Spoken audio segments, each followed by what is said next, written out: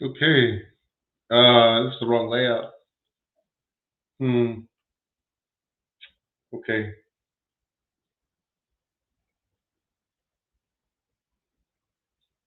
Oh boy. I gotta figure out how to fix this.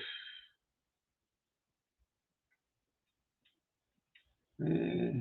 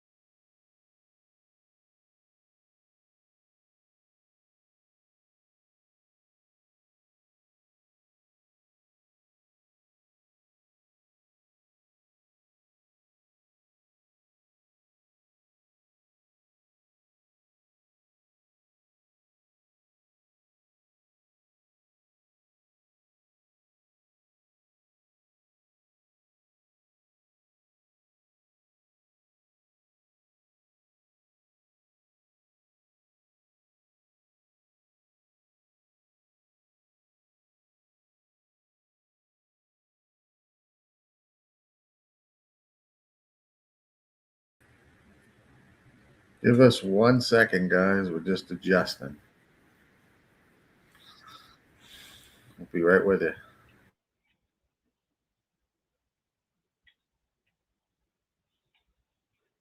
There's Jilly. Where am I?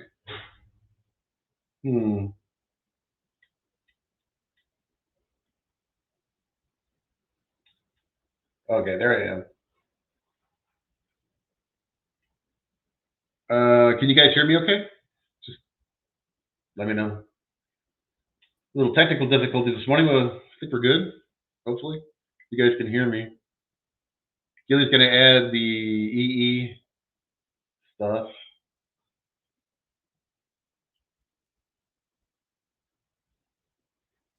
There's Gilly. And good morning, Gilly. Thank you, Gas. Gilly.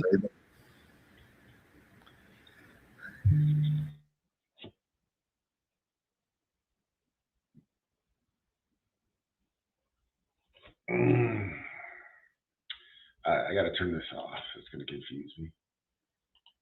All right. Yeah, so we have Aqueduct coming up in a couple of minutes. 3 major derby preps today: the Wood Memorial, the Bluegrass at Keeneland, the Wood Memorial at Aqueduct, the Bluegrass at Keeneland, and then the Santa Anita Derby, of course, at Santa Anita. So we got that.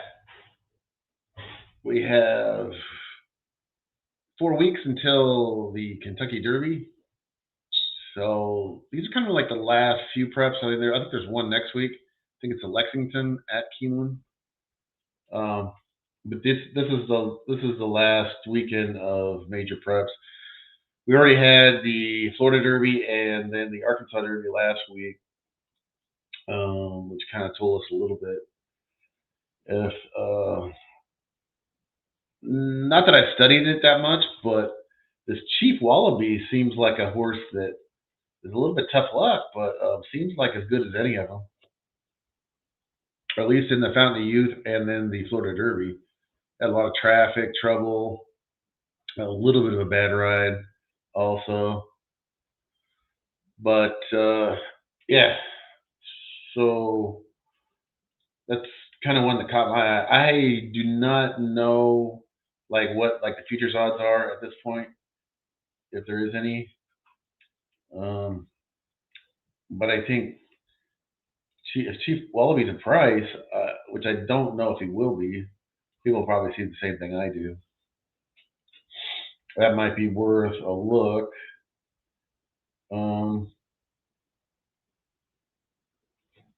Let's see. Let's get those squared away. My keyboard. I'm gonna need my keyboard.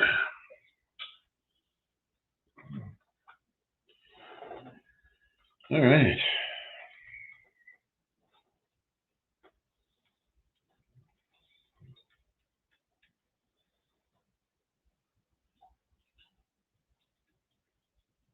Yeah, I kind of agree. I don't think there's much in the wood.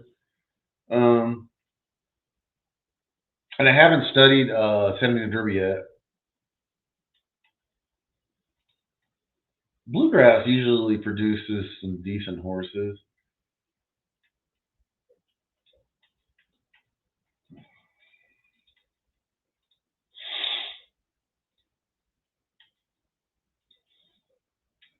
If you look at like the last like maybe 30 to 40 years of Derby history, there's been quite a few horses that have run well and then not won too much, and then when they get into the Derby, everything kind of falls in place. You know, especially all those years where the favorite. Um, I mean, it was a long time. It was like 20 something years. The favorite didn't win the Derby, so you had a lot of horses that run decent, but hadn't won much. All right, well, I'll go to the gated Aqueduct. This is a 6 horse field. If you had a gun to my head, I think the 6 is probably 50-50 chance of winning. He's 3 to 5, so it's not great math, but I didn't have a lot otherwise in here that I wanted. I didn't like the 2. And maybe the 5 if you want to take a little bit of a price. I think. Geez, Eloise. I think I'll take a look. What's coming up next after that? Tampa or uh, Tampa or Gulfstream?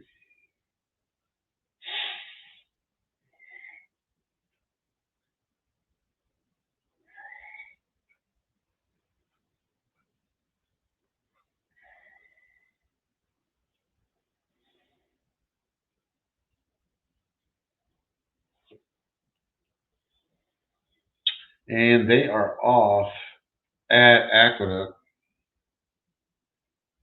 The 2 and the 4 have got out there.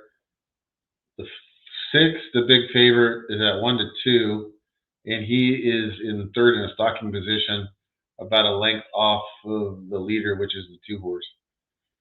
So you got the 2, and now the 6 is coming to second place. So you got 2, 6, 4.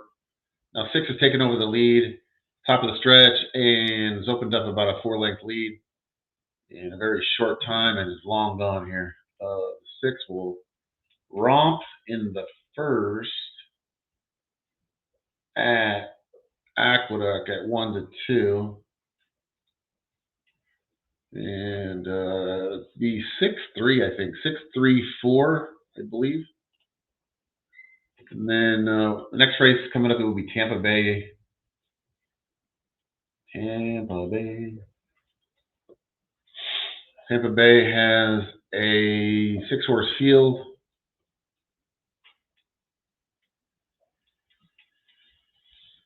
Uh, 6 horse field going a mile and 40 yards. Yeah, definitely chalk there. That was a good one to pass.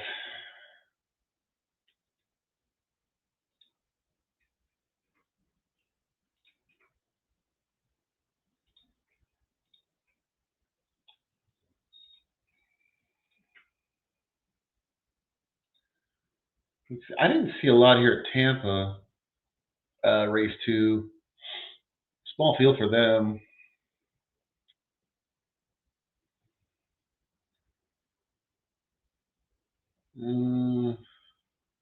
One thing I would say is I don't really like the 3 at even money. I can tell you that's an underlay, which doesn't get you paid, but it does kind of get you a little interest in the race. I would say the 5 and the 6 are the bets here if you want to make a bet. I think I'm going to pass the race. The 5 would probably be the one I would take, though. Cara, 5 and 6 here at Tampa race 2. And we have Keeneland coming up in 15 minutes. Laurel in there. I won't cover Laurel unless you guys make me. But I don't generally do it.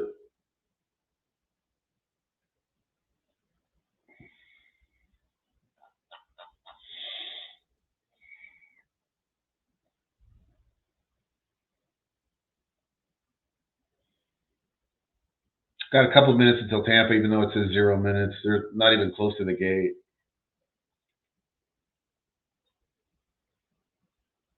The next really playable race for me, you know what? I'm going to put a couple bucks on the 5 and the 6 here at Tampa, and we'll do a little exacta box also.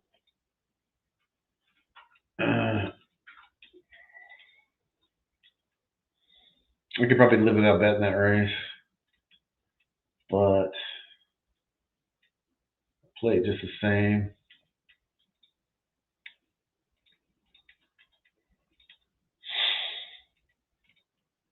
But I do want to get on over to Gulfstream. It's only 3 minutes there. They're going to run pretty much on top of each other, it appears. Gulfstream and Tampa, which they don't try to. They try not to do that.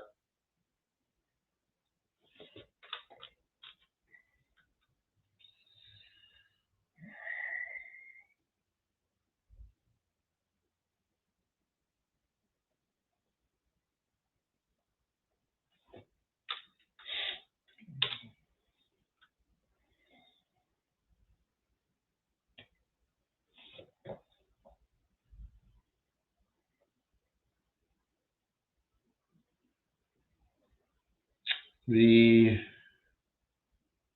first at Gulfstream, I can tell you I like the 3 a little bit, which is the favorite. Kind of scanning through these pretty quick.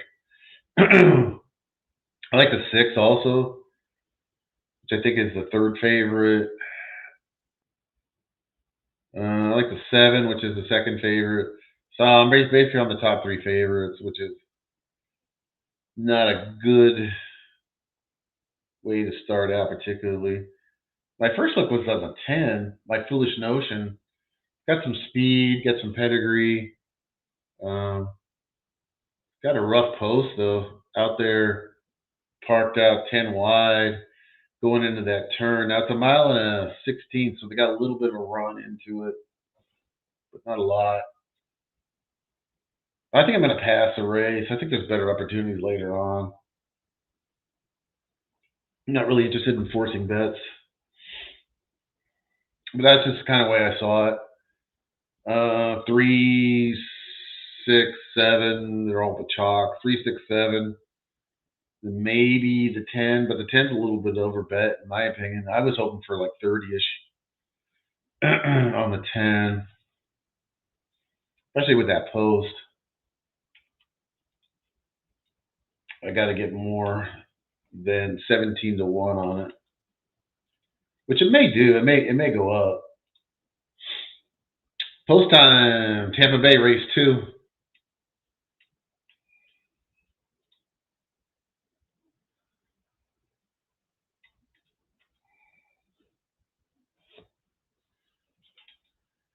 And I'm going to continue to kind of get organized here.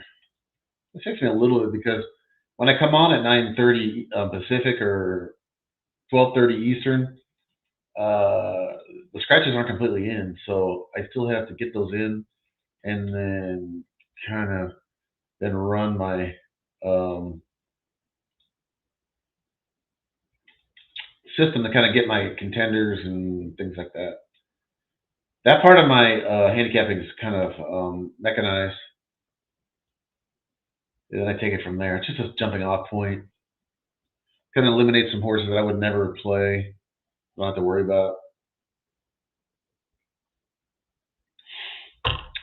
You know, takes care of a lot of the horses that just have really piss poor ROI characteristics. Which one day I'll get into.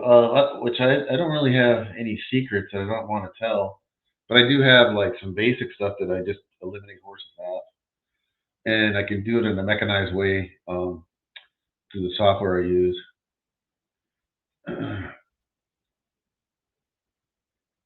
All right, so we got the 4 out on the lead at Tampa.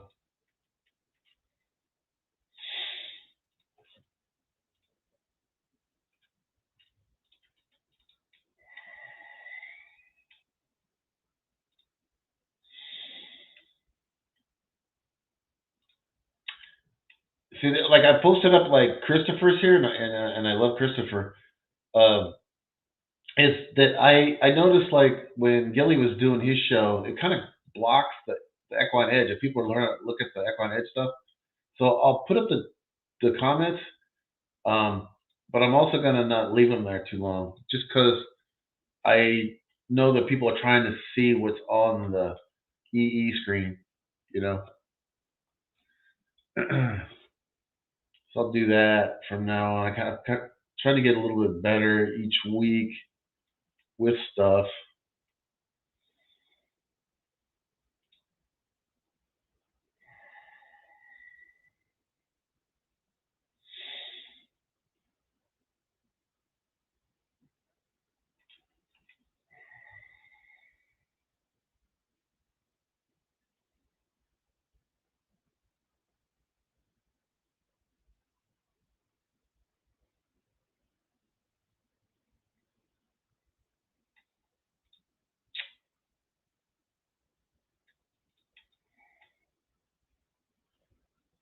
Suribrata Bose.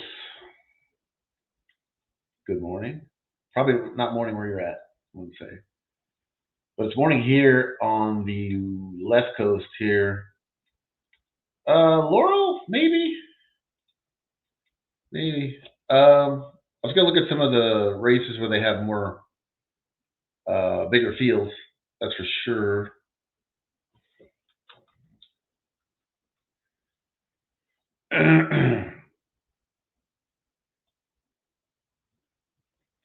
Which I did mark down.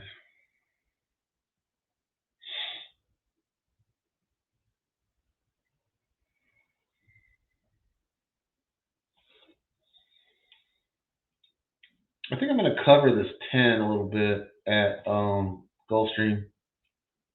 Just a win bet on them. I'm not going to get too carried away. Tampa came in 3-6-7. I think it was the favorites actually in order, literally. So that's another chalky start to today. They are now loading at Gulfstream Race 1.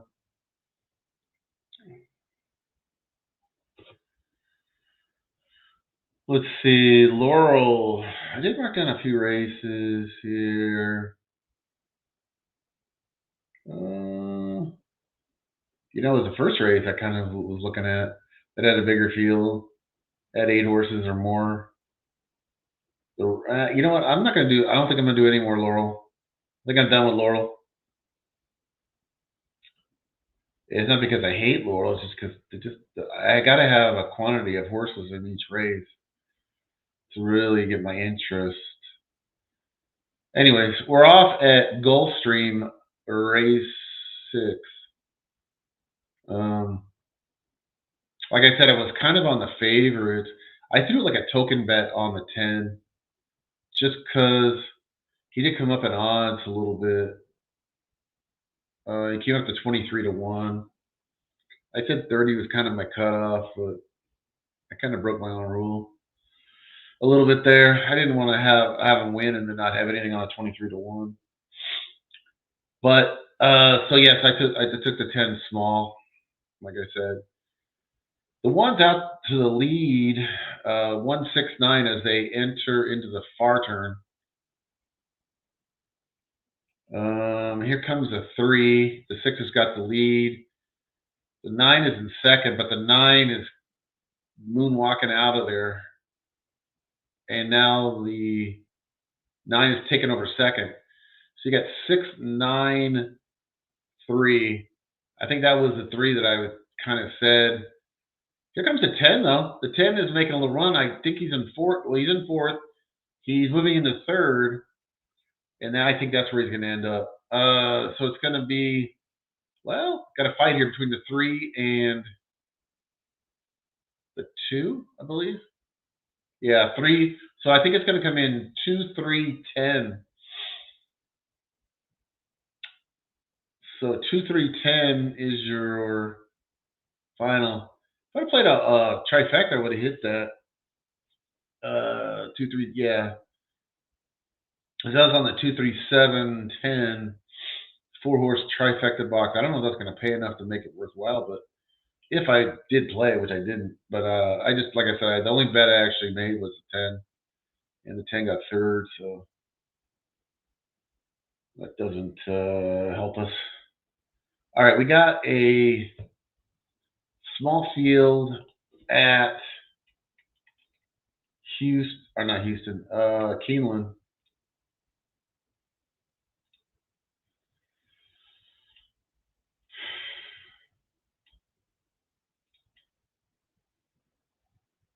I'm also playing in the tournament here, so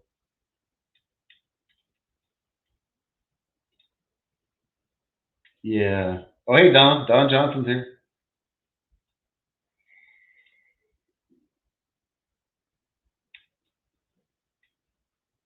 Yeah, he faded. Well, I think the thing is he faded like cheap wallpaper, but yeah. Okay. It's 10:30 in India, 10:30 p.m. I'm assuming. Yeah, that basically couldn't be any farther away from me. That's like 12 time zones or 11. Like I said, I'll put up the comments, but I'm not going to keep them up because I kind of don't want to obscure people that want to use EE. Okay, so let's get over to Keeneland. I do like Keeneland. Keeneland is probably, it's definitely in my top 3 tracks that I prefer. Probably number 1. I'm gonna say that. I don't want to get too gushy here, but yeah, I think Keeneland might be my favorite track. I haven't been there though. I do want to go there. Oaklawn's in there too, definitely.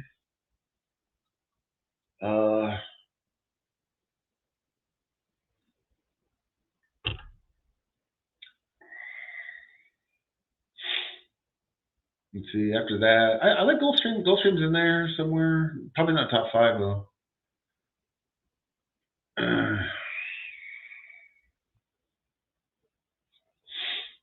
I've been to Gulfstream a few times.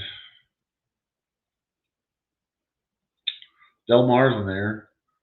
Haven't been to Saratoga. I might go to Saratoga this summer. I'd like to see Monmouth.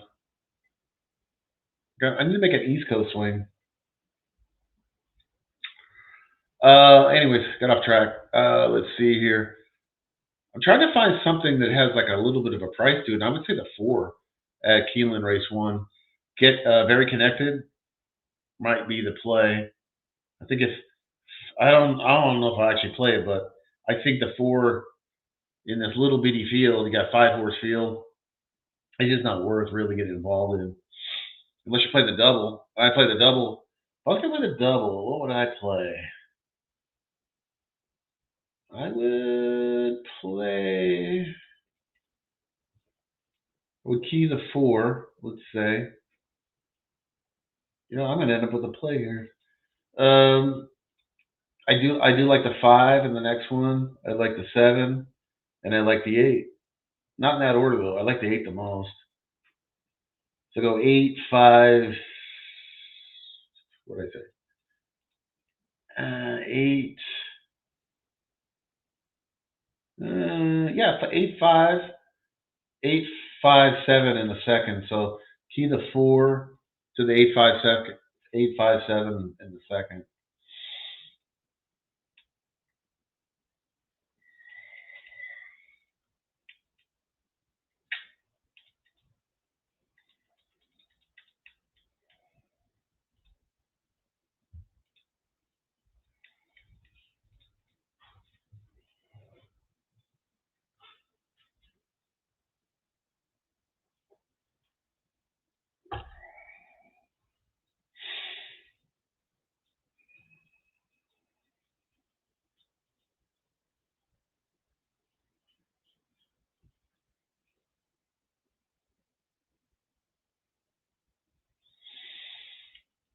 And we're off at Keeneland.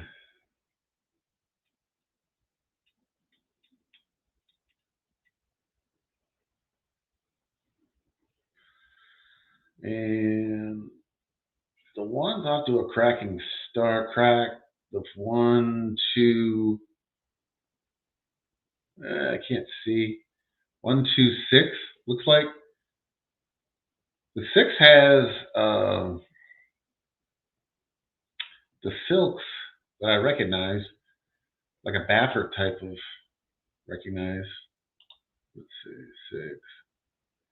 But it's a Brad Cox runner. Yeah, Brad Cox. Okay. 4's right there on the rail. Now the 2 and the 6 is kind of sprinted away. 2 is Thailand. The 6 is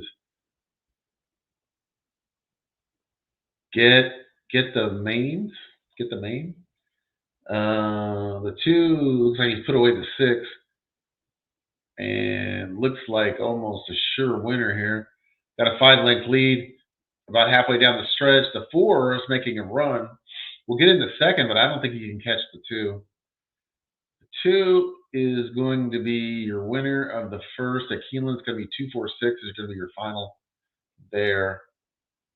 4 making a little run there, but no match for the winner in the 2.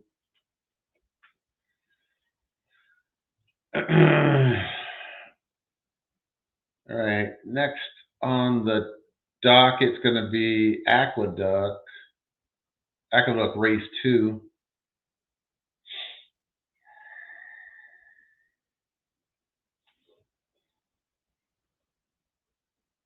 Aqueduct race 2 is a 5-horse field. I should start saying disappointing 5-horse field whenever I say that, because that's what it is. Yeah, I think that's the first 3 races here, Dirty Reg. We've covered the Aqueduct and then the Gulfstream. Well, no, the Gulfstream was another track though. Oh, Tampa. Yeah, Tampa. Gulfstream wasn't the favorite. It was one of the top 3 favorites. But yeah, I think it was pretty chalky at Tampa the first 2, if I remember.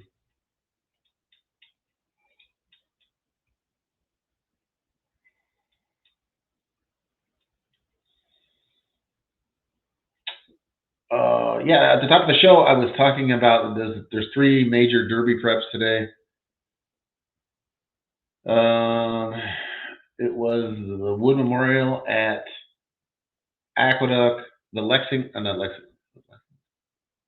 Bluegrass.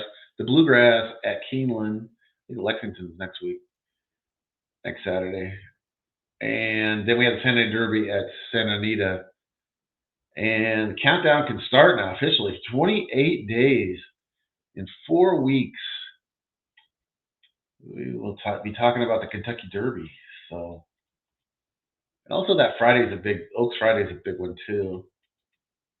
Planning on doing the shows then, unless I'm told otherwise. I will be doing them. I'm sure Gilly would want to get involved on that weekend.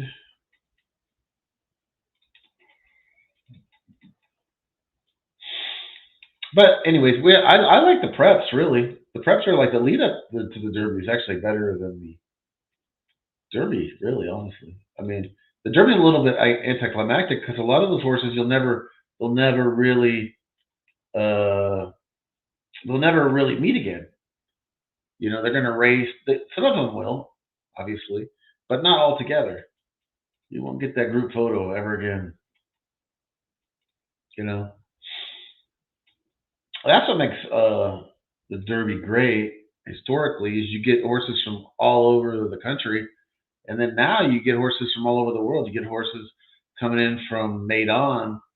You know, you get Japanese horses in there now, which have done well in some of the bigger stakes races. The Breeders' Cup Classic comes to mind. Obviously you got European horses. I don't want to forget them. Um, you used to get horses from Canada in the Derby. I haven't seen one lately. You see them sometimes in the Breeders' Cup, so you know that the level of racing is not maybe not on par with like Europe or United States, but certainly respectable. Um, you know, uh, so that's what makes it interesting. You got horses coming from every which where, and you got obviously the 20 horse field, and then you got all the history and pageantry and all that, which I have no interest in, but that it does attract people and celebrities, which I don't care really. I've met my share of celebrities. Kind of other than Ridley Scott, I've been kind of disappointed in all of them. The celebrities that I have met. So people are like, "Who's Ridley Scott?" If you ever seen any of the Aliens movies, he was the director, and I'm a big Aliens fan. Love that series. So, but I like those kind of movies. I like the science fiction. I like suspense kind of movies too. So, all right, so we are getting close to Aqueduct, 5 horse field. Disappointing 5 horse field. I was going to start saying that.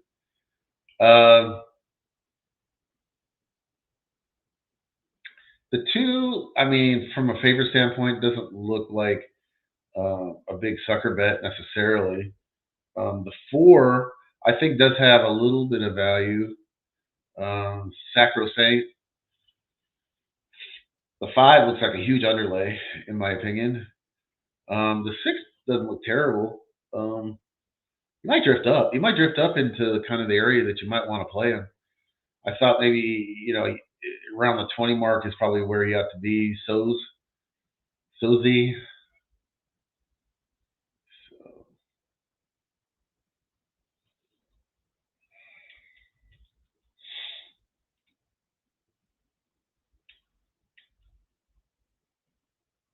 I agree.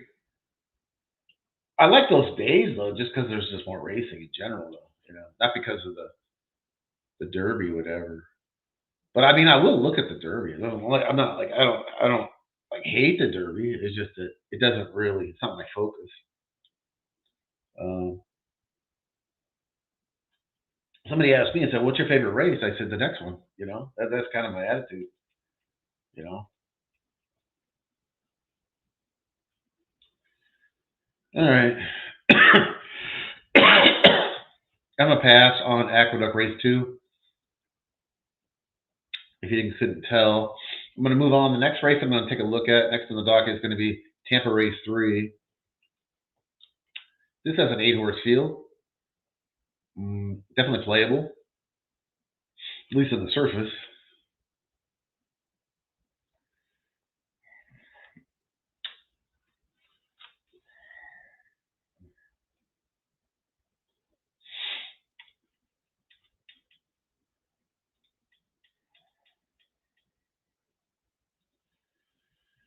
The Cardinals and Tigers have started. Okay, cool, man.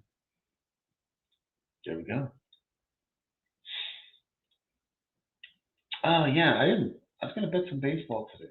What am I doing? I was gonna bet the Cardinals too. Probably save money, but the Cardinals have done all right. I said last week, kind of shared my. I only had the one season long baseball bet, and that was the Washington Nationals over their team win total. So, but I do bet them on the daily also. What time do they start? But I haven't bet that yet. So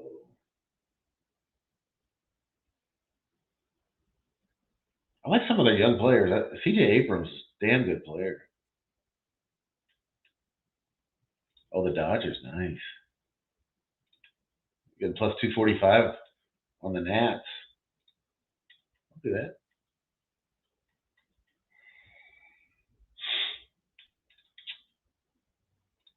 All right, so we are running at Aqueduct. The 4 is going to be your winner, Sacrosanct.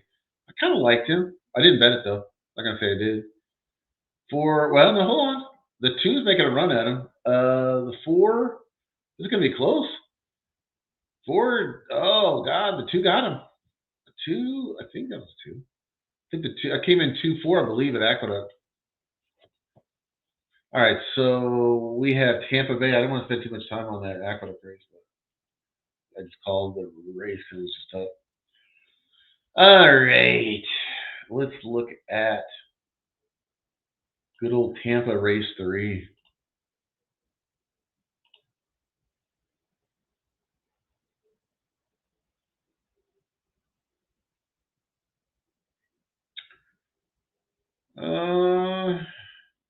I got the 6 a little bit. Answer the call. A nice work pattern. Showed a little speed in the past. I think he shows speed here. Working good. I think it's a good improved effort. Good work pattern is a good barometer of improved effort. That would be my second choice. My top choice is going to be the 8, Humor Sense. I'll take both of those to win, and I'll exact the box, and I will post that.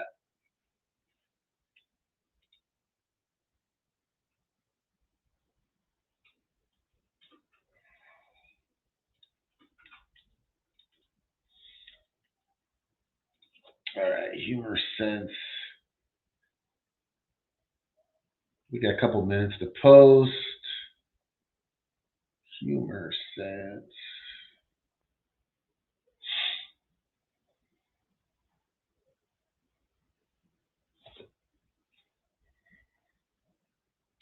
Yeah, Humor Sense actually got a nice work pattern also.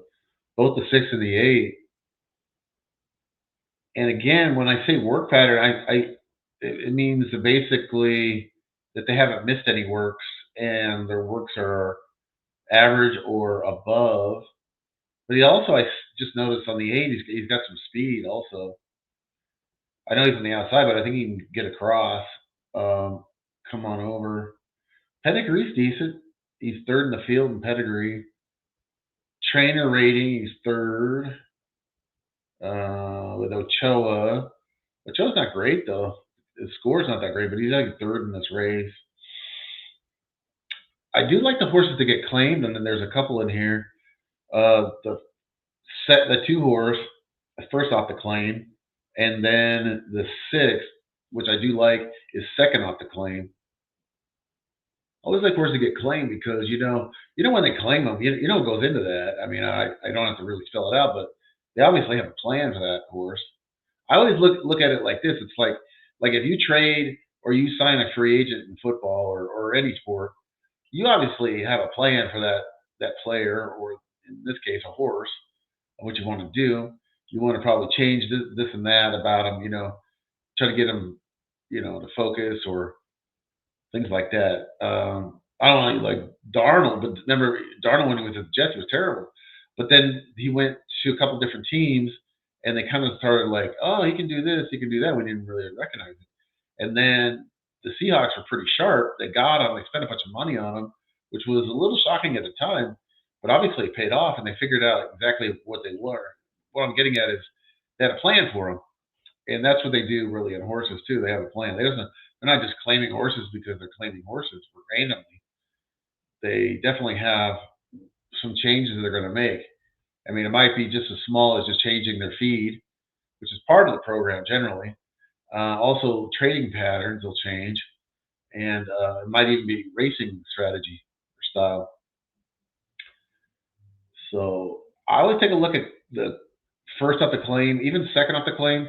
Third off the claim is a little bit too much for me. That's if they're not making the changes and they're not taking hold in the first 2 races, that's probably maybe a bad claim. It didn't work out. But if you look at like the overall percentages, horses that are first or second off the claim have a higher win percentage against the rest of them. I mean, for good reason. Okay, so definitely like the 8. I like the 6 some. The 1 is definitely in there. If you're gonna make a box, I think we just gotta throw in the 1. I don't know if I go walk up there to make a bet on the 1. And then the 4, I do like the 4 some.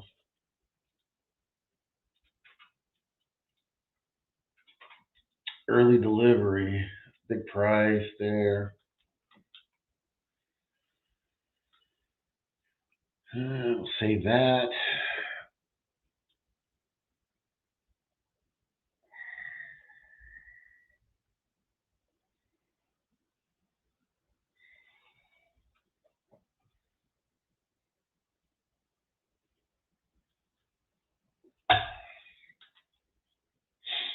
All right, we're all in the gate for Tampa Race 3.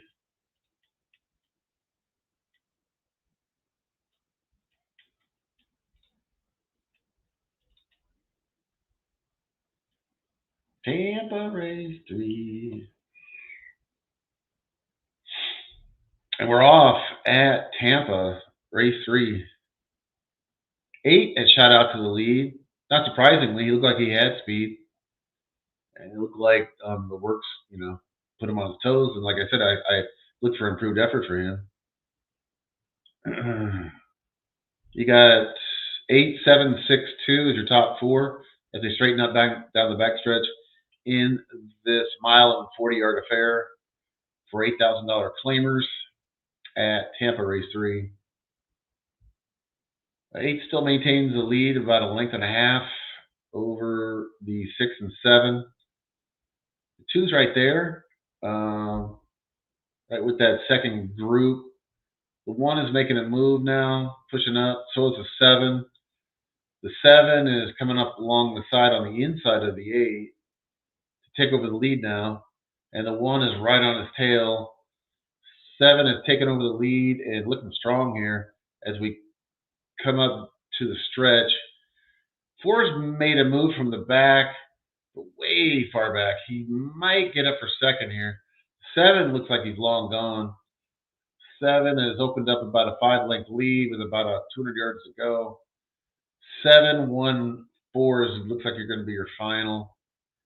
7, 1, 4. The 4 didn't put together a little bit of a rally to get into third, but just not enough to get close to winning. I thought the 7 was an underlay. I'll stick to that, but definitely, I mean, wasn't a terrible horse, just overbet, in my opinion, which is subjective. So we're the next race at Gulfstream Race 2, 7-horse field for $75,000 allowance optional purse. Allowance optional is the chalky of all categories. So because you got basically, you'll have sometimes stakes horses in here running against claimers. They can run in this race and not be up for a claiming tag if they carry more weight generally. That's usually the stipulation, which is not a big deal for most of these horses dropping in class to try to get a win, get some money in the door, and also maybe get the confidence of the horse higher. Anyway, you got 2 minutes to Gulfstream race number 2. I got the 5. I don't know. I thought about the 5. That was kind of what my overnight look was.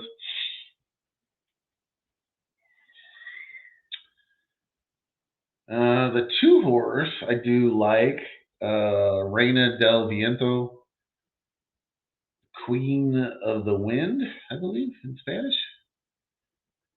You get the 3, which I like a lot also. That's Oscar Bound. It's a huge overlay at this point. You got the 4 horse. Didn't look terrible. I think you got to include him in like your exactas, but I wouldn't necessarily love him. The odds board's a little upside down here, I'll be honest. and that's because the 7's just getting hammered. Really, in my opinion, I wouldn't say for no reason, but the 7 is really hammered at the window, 2-1. I had that horse handicap at 10 or 12-1, so I don't really see it. The 6 is a little bit of an underlay. The way the odds board is, though, it kind of makes everything kind of bigger and better. Other than the 1 I don't like. Like I said, I like the 2. I love the 3. I like the 4 a little bit. So I'm going to go 2, 3, 4. 2, 3, 4. And what's weird is I kind of marked this 6 or 7. I kind of marked the 6. I don't see all the optimism on the 7, honestly. Let me know if I'm wrong.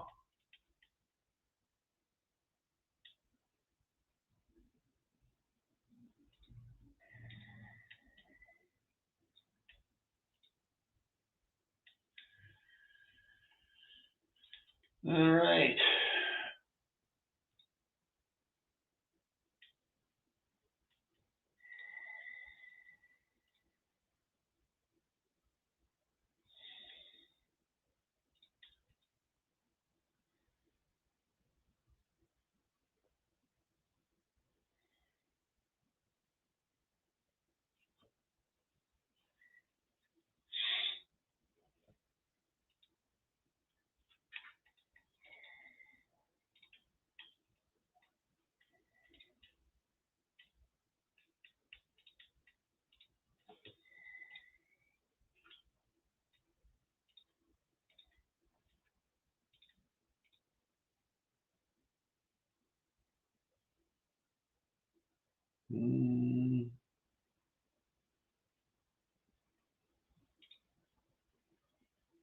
Oh, the 6. The 6 has kind of come up a little bit where I think he's a somewhat playable.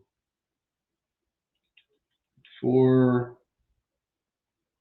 I'm gonna put in the 6 and take out the 4. So I'm gonna key the 3 to the 2 and 6, and I will post it. I knew the odds kind of had to give here because like I said, the 7 is just got hammered at the windows.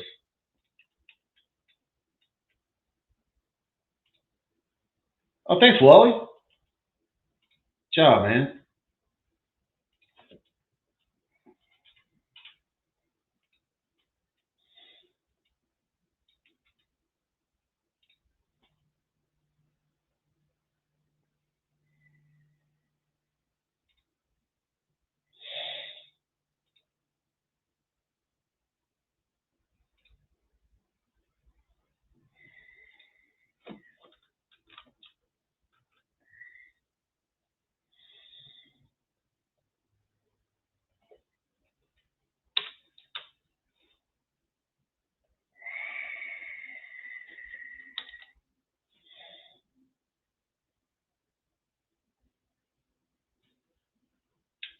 Let's go. Let's get this 3. 3 at 9-1. You know his odds are gonna drop though. Now that I said that.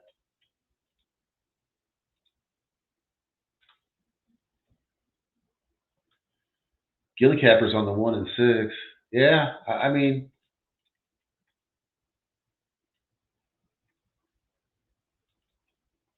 I guess I should probably throw some more money on this 6 also.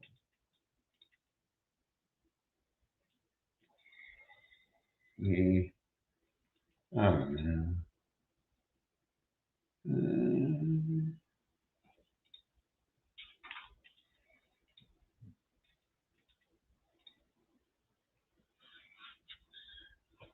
Delay of some sort. I'm not sure why, particularly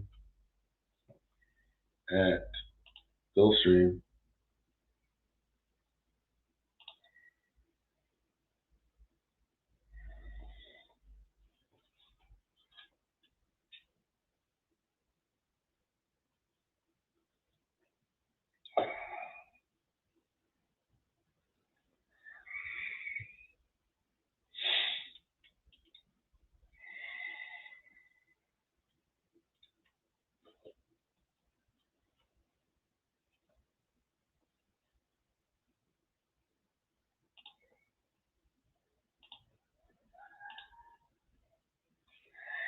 Man, we are off at Gulfstream.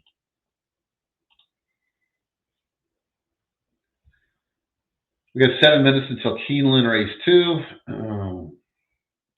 This looks like a much better race than that first race. And shout out of the gate, Gulfstream race 2 got the 167 as they straighten up down the backstretch.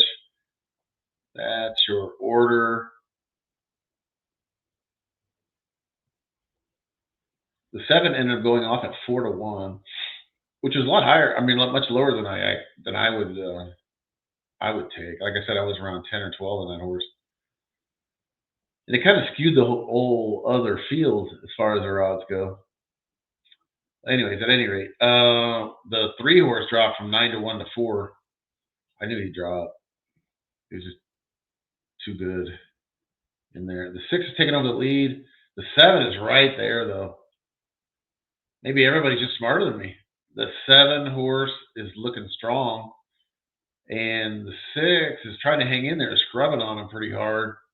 The 5 is making a run in the 3rd, along with the 4, One Sweet Girl. It's going to be a battle here between the 4 and the 5 down the stretch. And it looks like the 5 is going to prevail.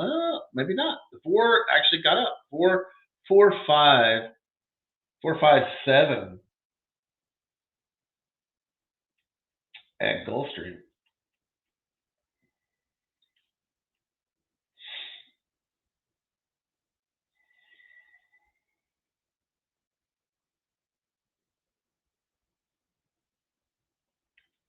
Four, 5.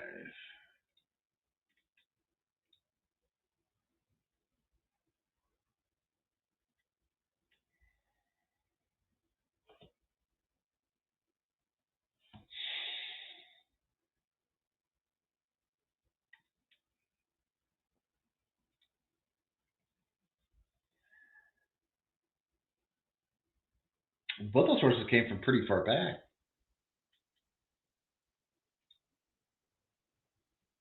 Yeah, and the 4 ended up being the favorite. That's how screwy the odds board was in that race. He didn't look horrible, but he didn't look like a favorite either. But he got there.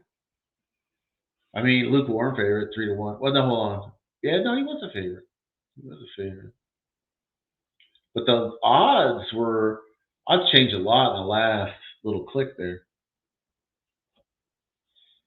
Interesting. A lot of late money, a lot of movement there.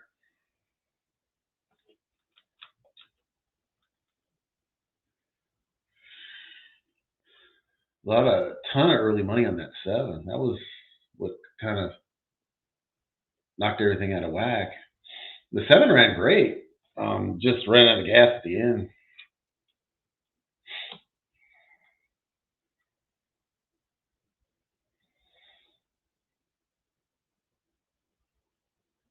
All right, so we got Keeneland race 2.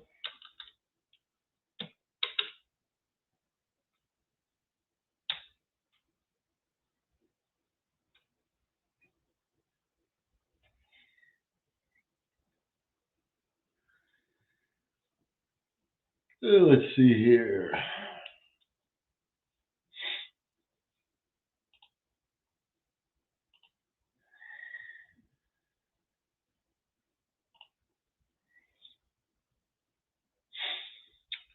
Keeneland race 2. Let's see.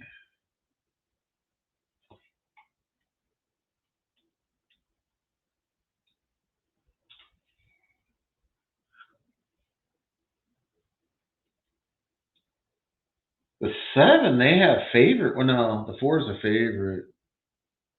Yeah, I can kind of see the 4. The 7 they have as the second favorite at 2-1. I don't see that at all.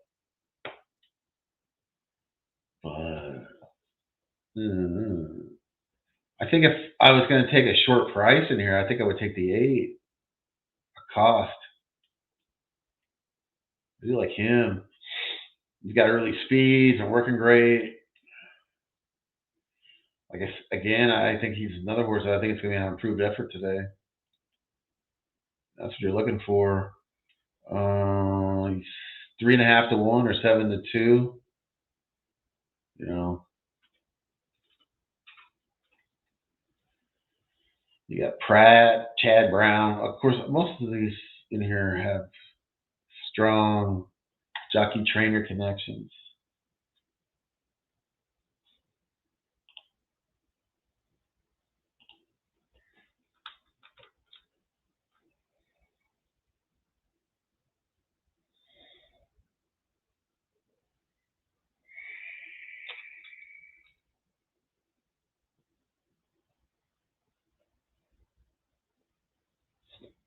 See if I can find something a little longer here.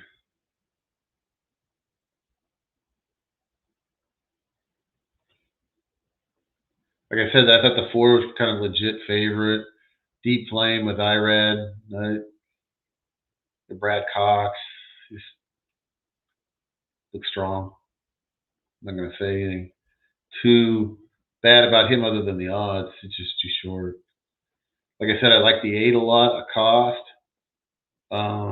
Man, I just don't see too much in here at long prices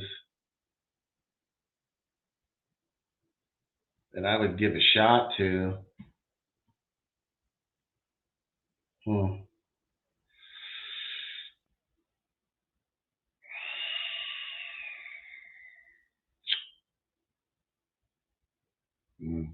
Yeah, I don't know. Like I said, like the 8. The 2 horses I sort of like are the 2 chalks. I like the 8 though, from a betting standpoint. The 4 is not much wrong with them. Like I said, other than the odds.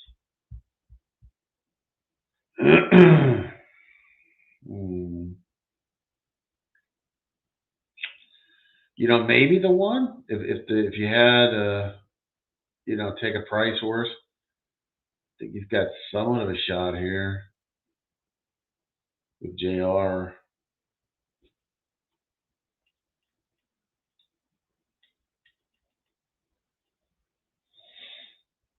They're off. And racing at Keeneland.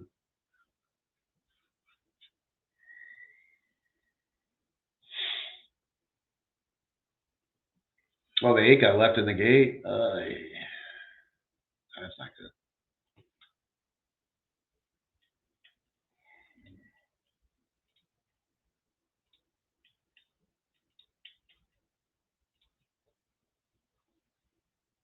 We get Aqueduct after that. You get the 3 and the 1. No, it's a 3. It's confusing the way they have this numbers. The 4 is taking on the lead. That's that favorite, the 6 to 5 favorite. The 10 is in second, so it's 4-10-7-3 as they come to the top of the stretch. 5 is now making a move into third or fourth. But the 4 continues to lead. The 7 is alongside of them.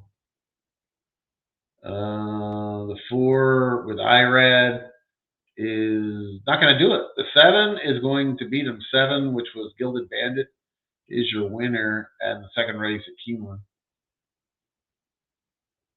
So 7-4, and then a mile back to third. That was your, well, not your top 2 favorites.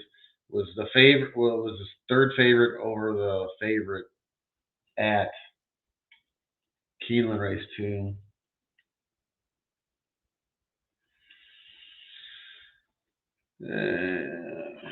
Next on the docket, we have a 6-horse field at Aqueduct race 3.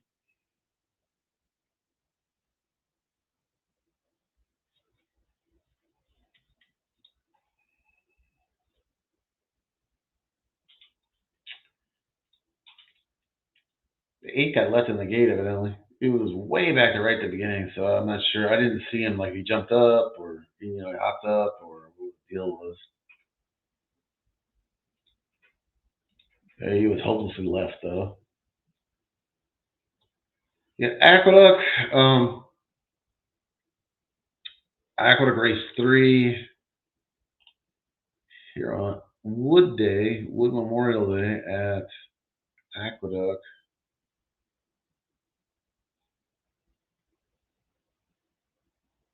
Four is your favorite. It doesn't really get you too excited. Classic Cat, even money. Well, technically 7-5, but I think it's going to drop down to even money or even below. Then the one horse that maybe has some value overlay, maybe the 7, Otello. Otello, the 7. I think he's a little better than 13-1.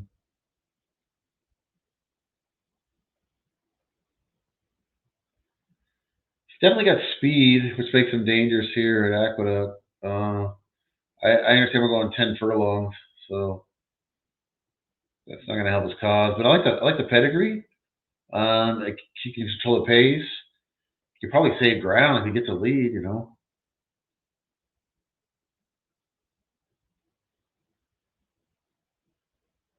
Yeah, 7, Otello. I'm going to take him. Let's take a little Otello.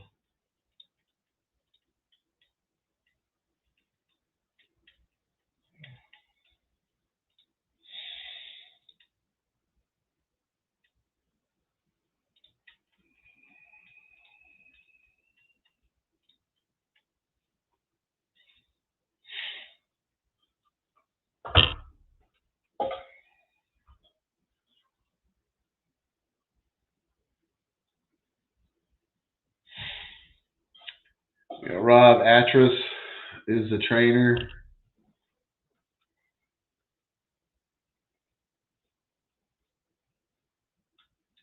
Got speed. He's got pedigree, and he gets a top rider in the field. Vasquez has the highest winning percentage of anyone in here. Rob Atras does well. Last 30 days, 5 for 22. He doesn't normally use Vasquez. That's all right, though. Horse doesn't know that.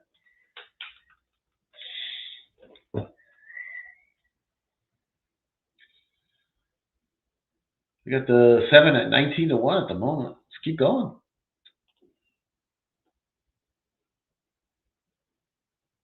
Maybe steal it on the front end. I don't know.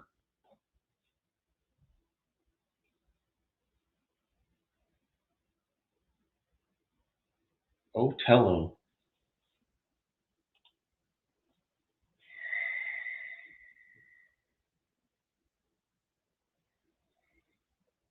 Got the 4 is a big favorite. The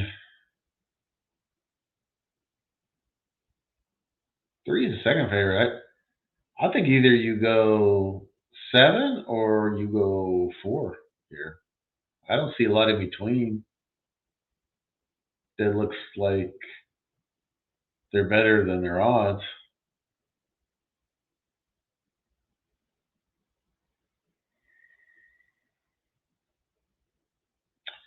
And we are off at Aqueduct. 7 did get out good, and looks like he's under restraint and still has the lead. He jumped the footprints in the track a little bit. But no worse for the wear. He got 7-4-3 as they straighten up down. Well, not straighten up yet. They're still in the clubhouse turn. 7-4-3-6. Scattered out pretty good. In this dirt marathon, the Excelsior Stakes, $150,000, 4-year-olds and up, going 1.25 miles, the Derby distance. And they continue their way down the backstretch as they approach the far turn. 7 still has a lead. He's getting pressure now from the inside from the 3, and then pressure from the 4 on the outside. The 6 has gotten a trip here, sitting in the garden spot in 4th. Yo Daddy. 7 looks like he's done now, unfortunately.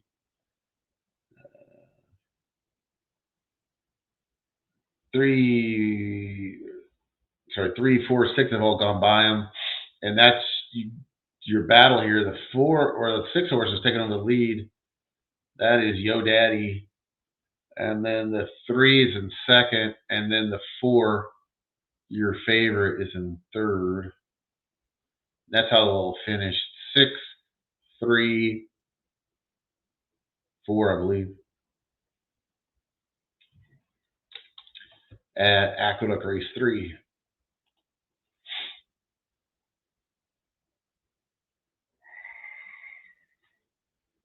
Seven didn't get an easy leader. I think that was his downfall. As easy as a lead as he could have. All right, so we got Tampa race 4 to 0 minutes, but in reality, you have about 2 to 3 minutes left at least. They aren't even near the gate.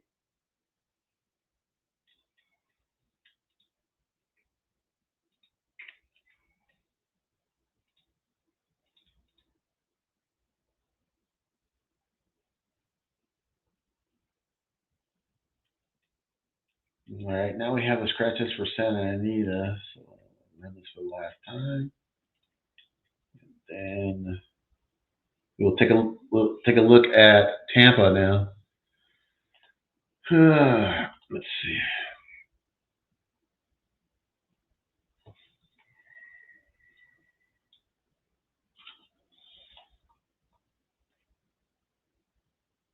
I do like the 10 horse here, 86 Chevy. I do like that one. Big price.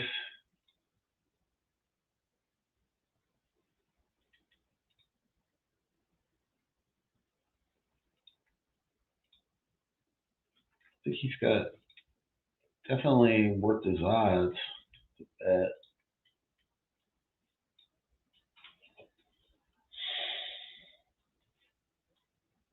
The one thing I do like about this race, the 2 horse, which I think is going to be the favorite. I don't like. I don't like him. At that price.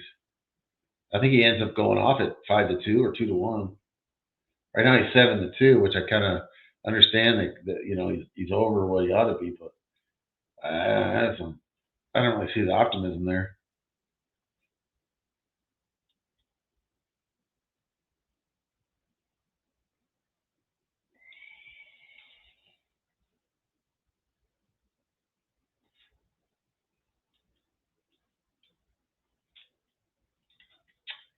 So I'll take a little shot on the 10, 86 Chevy with Alonso Quinones.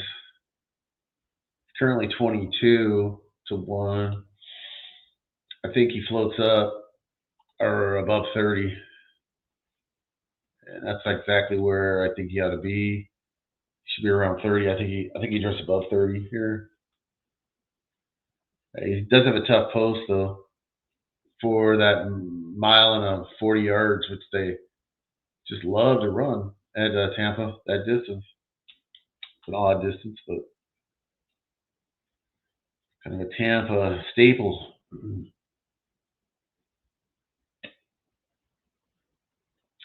They're loading at, well, I should say they're trying to load at Tampa. I think it's a 6. 6 doesn't want any part of that gate. Oh, now he goes in. Like, oh, okay. I don't mean the first one in here. That's what he's saying. He's the first one in. They loaded him out of order. That means he's already on a list, the gate list. And he's a troublemaker. instigator.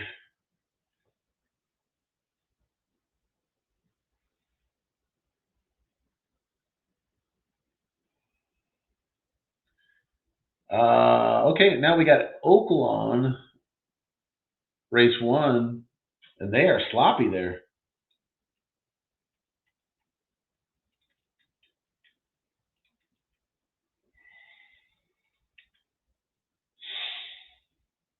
It kind of snuck up on me. I did not have anything in the first at Oaklawn. But again, they are sloppy, wet, off. I mean, off. They don't have any turf, of course, but.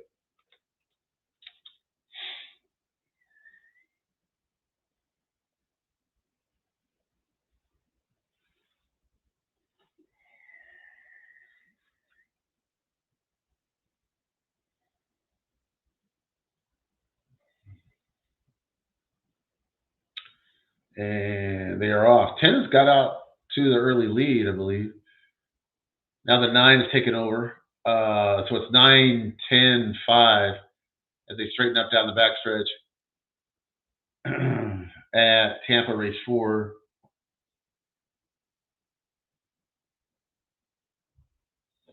The next race after this will be the Gulfstream race 3 in 7 minutes. It's a time check. All right, now they are running down the backstretch, approaching the far turn. You got the 9 and the 10. 10 end up going off at 25 to 1.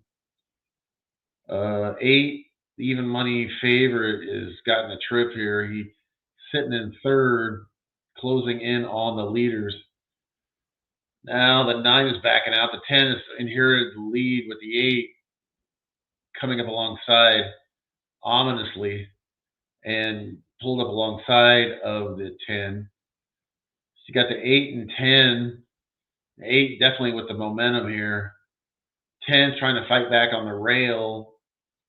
8's coming over to brush with him. 8 still got the lead. He's opened up about 2-length lead, and now here comes the new shooter on the block, the 4. 4 is trying to make a run at the 8. 8 and 4 has come down the stretch, and also the 2 is now flying. And now 2 will get up and win. It'll be 2-4. 2 came from way back, Fort Charles, at 2 to 1. I did not like that horse. I like the way he ran obviously down the stretch, but he came from so far back. That is not a winning, or that's tough percentages there to come from way back on that dirt course. I could tell you that. But he did it 2 to 1 and got up. So 2's your winner.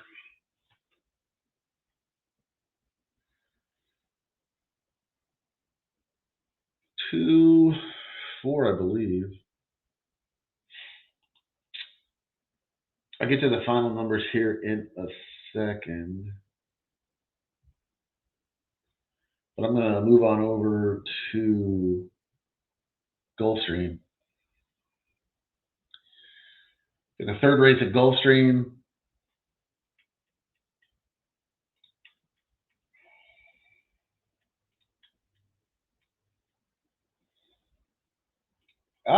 nice, Wally. I should give you the numbers here. I'm sorry, I totally forgot about it. I didn't like the race particularly because I thought it was chalk, but it looks like it came in 5-4 at Aqueduct, or not Aqueduct. I did it again. Oaklawn.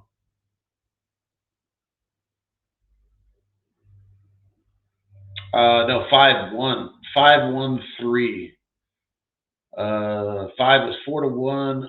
The 1 horse was 6, and the 3 horse was 5 to 1. So it's 4, 1, 3, 6 is your order of finish at the first from Oaklawn in Hot Springs, Arkansas.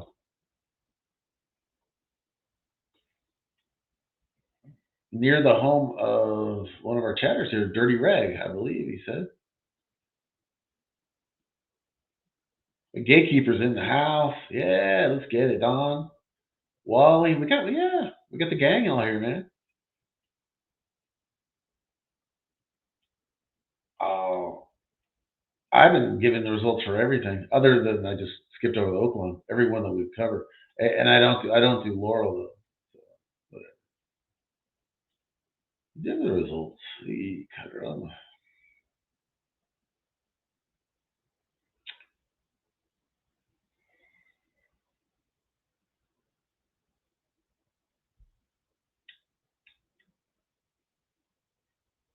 Sooners and Baylor. Okay, that's that crown thing.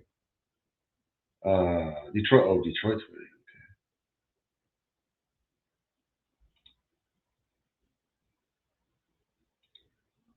Yeah, I was gonna bet the Cardinals. I didn't though. I just forgot about it.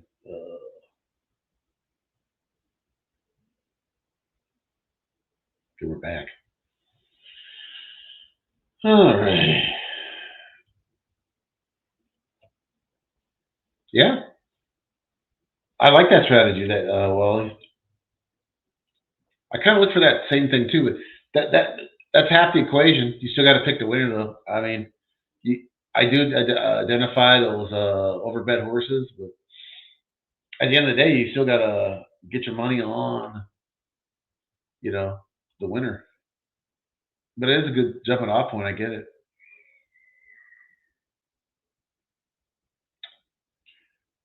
Okay, Gulfstream race 3. Um, I'm not crazy about this favorite. I know he's 4-5, Baronia. I don't really see it. The one horse is okay, but not enough to really motivate me to bet him. I do like this 3 though a lot. I like the speed. I think he's got the ability to get clear here early and then get brave late. So I like the 3. And that's about it. It's a small field. It's a 5 horse field. Generally, I don't get involved with, as you know. But I think I take a little shot in here. Here's kind of an example of what Wally was talking about. He may like the 2. I don't know, but in my opinion, I think the 2's overbet at 4-5. Which may be like duh, yeah. But yeah, but I mean, it's kind. I mean, not every 4-5 is necessarily a underway. Most times, though, I would say. But I I believe that he is, and like I said, that's half the equation. You still got to get to the winner, and I think the 3. I think the 3 is definitely a guy that's much better than 8-1. I got him priced around 4.5 in here, so but I don't think we're going to end up getting 8-1 when all said and done. I think if 3 ends up, I don't know, maybe 6-1. Hopefully, it's hard to say how the CAWs are going to hit them, but I think the 3. I take my chances. Let's go.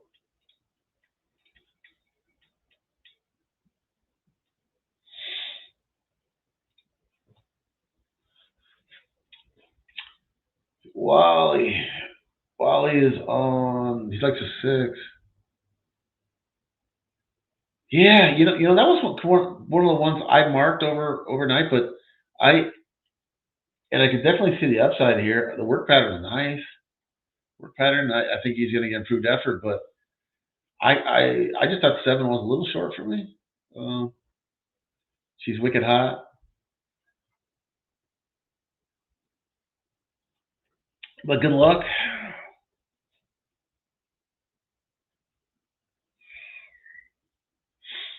That's what kind of handicapping is, just pricing. You know, putting your opinion into a number, odds number or percentages of chances to win. That's all we're doing here. In reality, it's actually very simple, but it's also a lot of art because you gotta the value of the horse and his chances of win is pretty subjective. You take it into account a lot of different factors.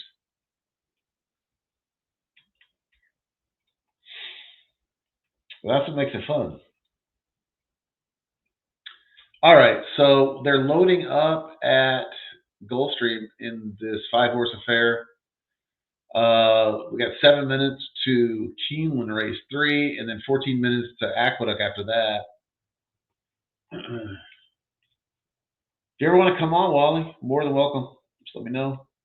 I will send you a link if you like. Or maybe Mr. Gilly will.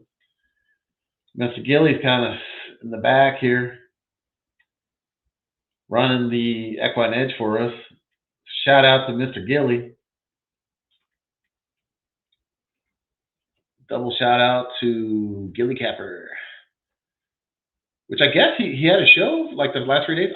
I know he was on Thursday and Friday, but I didn't even realize that. I think he did a show on Wednesday. I completely missed that. All right, so we're off. We're off like a prom dress here at Gulfstream Race 3. 3 is shot out to the lead like a scalded cat and has opened up a lead of about 2 lengths over the 5. Jockey on the 3 keeps looking over his shoulder. Probably should ride his horse more, to be honestly. Anyways, the 3 still got maintaining the lead about 2 lengths over the 5. The 2 horses in third. Now the 1 maybe taking over the third place. And the 3 looks like he's gone. We're going to cash. Cash. So, yeah, love when a plan comes together. Very nice.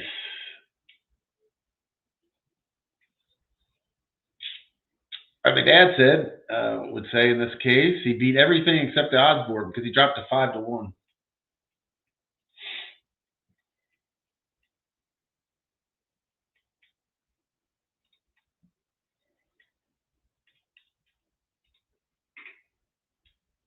So let's cash that. Thanks, Bruce. Thanks, Wally.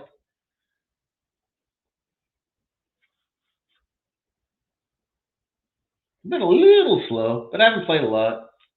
I'm kind of skipping more races than I played today, but yeah, my first winner of the day.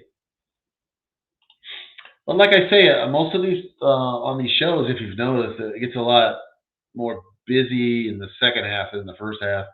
First half is, it's slower for sure. All right, so let's get on over to Keeneland Race 3.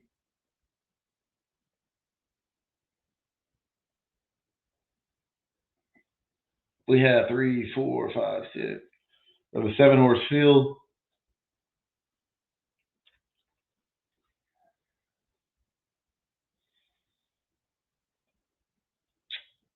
Seven-horse field in the Keeneland Race 3.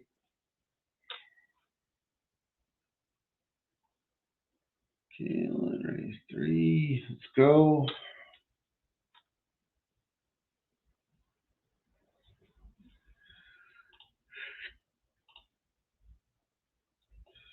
Keeneland Race 3. I need some more coffee.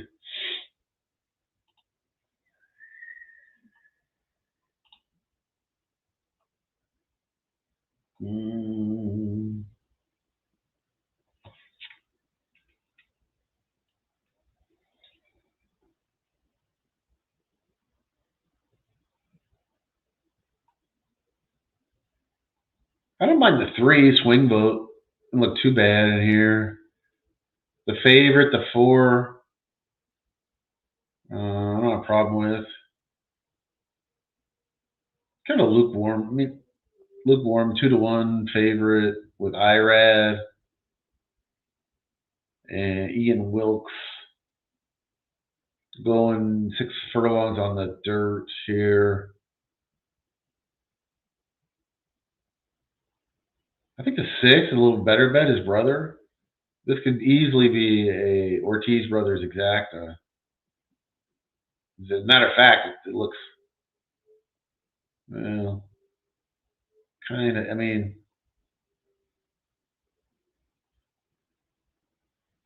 Like I said, I wouldn't throw out the 3, but my spider sense are tingling because the 3 horses I'm looking at are the 3 favorites, and that's a no for me. I don't bet. I'm not going to take 3 chalks in any which way, exact a try, whatever. But that's kind of where I'm at, honestly. I'm not here to force bets, so we go 4-2, 4-2-6. 4-2-6 are my numbers. My betting numbers are 0, though. My betting numbers are 0. This is a hard pass for me on this race. If anybody's got any insights into value in this race, let me know. I don't see it here. I don't see it. I'm going to pass.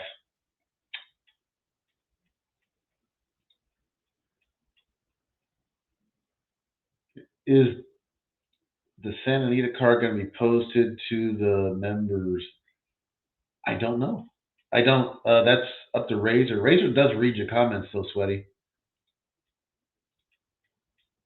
I don't post up free numbers. I have sent them in before, but I don't post them.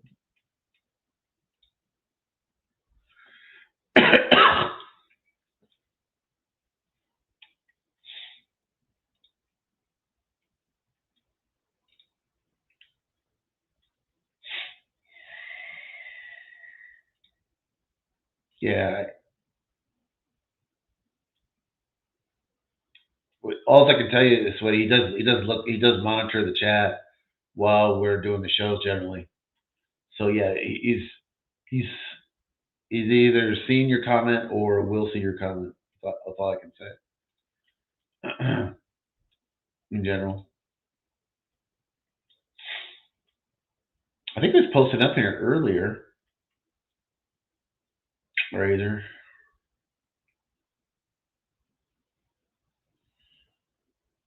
Let's see. I thought I saw him in here. So Gilly's been posting up too. Gilly's running the Equine Edge part of it for me, and I 100% appreciate that.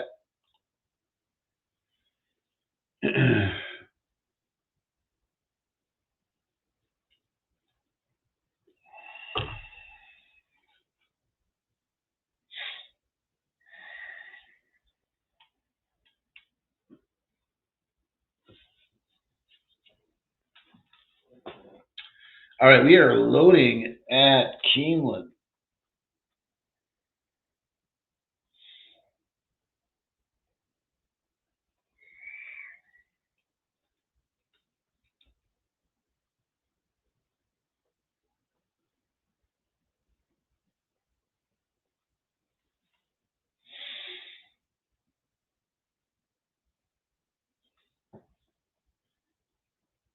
Loading at Keeneland. Then that gives us 5 minutes to race 4 at Aqueduct after that. And then 11 minutes to Tampa race 5. After that.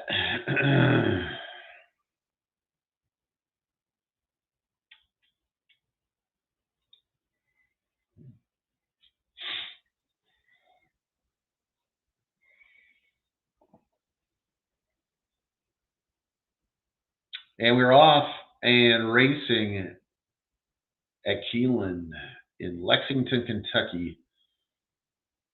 Again, we are only 28 days away from Derby Day, so the excitement can start. But meantime, we have Keeneland. I love Keeneland, so I love Keeneland better than Churchill. I can tell you that.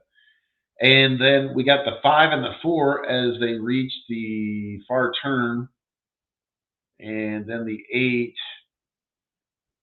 coming up.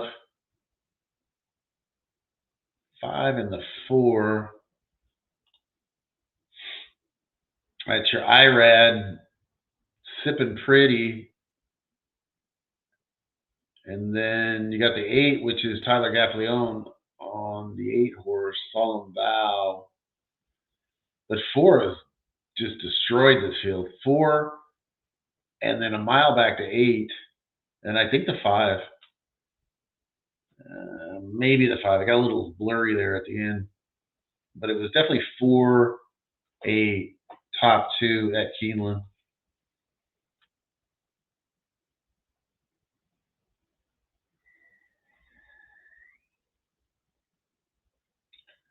Yeah, not unexpectedly chalky. It was not. It was not a Ortiz Brothers exacta like I thought it might be. Not that I'm particularly rooting for that, but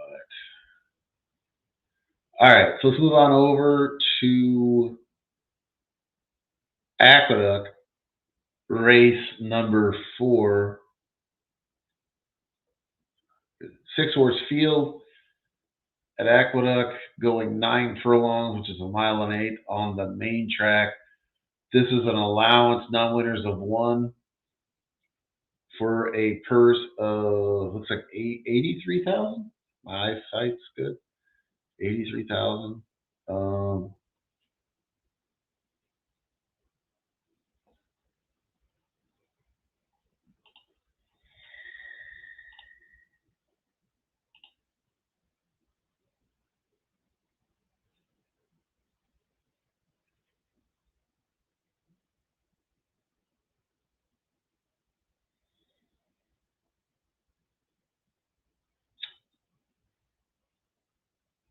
I'm not.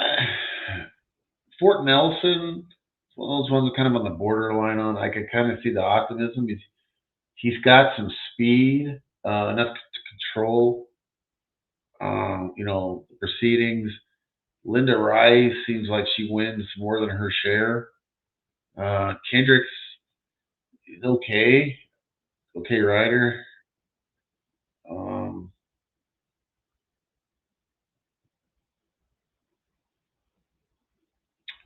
but I don't think he's deserved really of being favored. I think the 5 is probably the likeliest winner here. Chillax with Bill Mott and Sahan Savachi. Probably your deservedly favorite, but not by a wide margin. The shades of gray here. You got 5, 3, 4 is probably your chalk. That being said, I think the 4 is a underlay. Tariff mindset, I think, is a no-go for me, no matter what. I think he's the bad favorite here. The underlay favorite. I think he's the play against. The 4 is. Not to pussyfoot too much around here, but I do like the 6. I think the 6 weightless has got a shot in here. That's the other Linda Rice. Ruben Silvera comes in from Philly Park to ride. You got 2 minutes to post. I think that's your play. Let's see. Weightless is, yeah, the 6-horse looks decent in here. It's got stocking speed. Doesn't have to get the lead. I like a lot of things about him. I like the works, the improved effort. I like the pedigree. Been off for 14 days, got a little recency. Don't wheel him back too quick, but you know,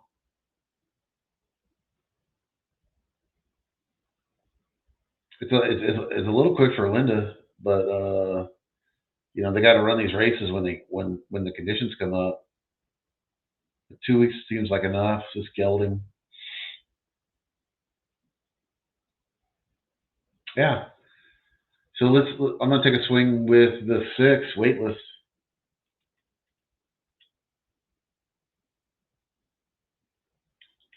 Yeah, chillax. He's the likeliest winner. Um, I still think there's more value on the 6, but like I said, I think anything other than the 4.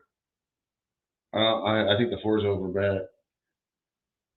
Tariff mindset.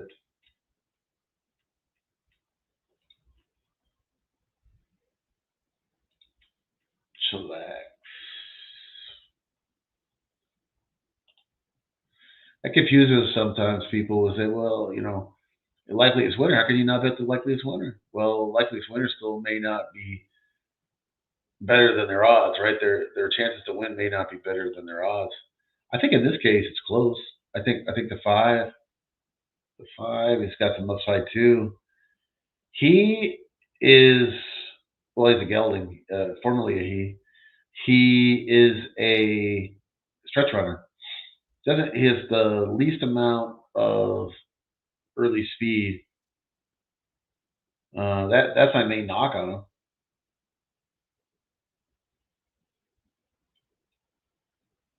He just doesn't. I think he sets up like in the back of his pack. Small field, it's a little tough. A lot of things got to go for him. That's my main knock on the five. The three, Fort Nelson, didn't seem too bad. I think that would probably be my second. From a betting standpoint, it's got a little more value. But.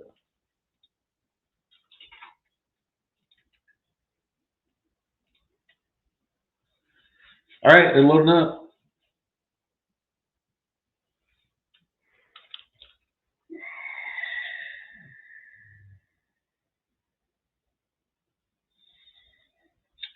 Gives us 3 minutes to Tampa, race 5.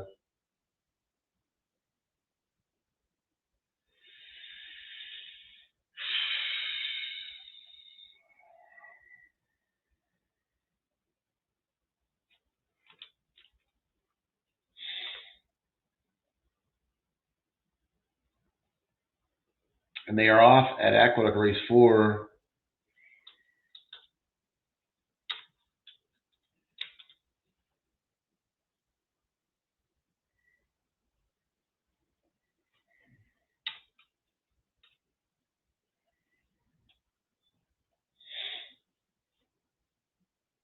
The 1 is showing speed here. Georgia Magic. 24-1. That's fairly quick. It's more of an honest pace, really. The 3 has come alongside the 1 and poked his nose in front. They got about a length lead ahead of the 1. So you got 3-1, 3-1, 5-4. And there's a gap between the 1 and the 4, about 3 lengths. So you got 3-1, and then about 3 lengths back to the 4. 4 and 5 are right together. And then you got the 7 bringing up the rear, and then the 6, I believe, is slightly in front of him. Making a little bit of a move, hopefully. The 6, although I think the 6 is kind of stalling out. But the 3 is taking over the lead. He still has the lead over the 1. But the 1 has fought back, made a race out of this. You got the 3, I believe, with the lead over the 1. But maybe the 1 has come back. Here comes the 6, though. Come on, waitlist. Yeah, baby. Let's get this waitlist home. Come on, he's taking over the lead. About 100 yards to go and drawing off, and we'll land at 15-1 for us. All right. That's what I'm talking about. That's what I'm talking about. Let's go. So 6 does land for us. 15-1.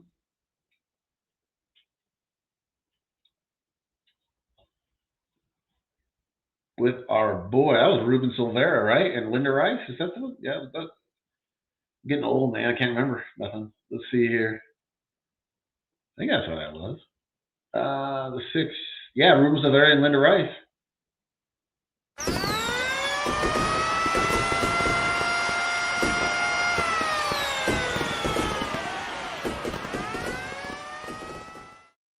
We got Tampa with 0 minutes, and then we got Oaklawn right behind it with 2 minutes. So we're gonna have to boogie through these. I'm gonna have to do kind of a quick and dirty here at Tampa.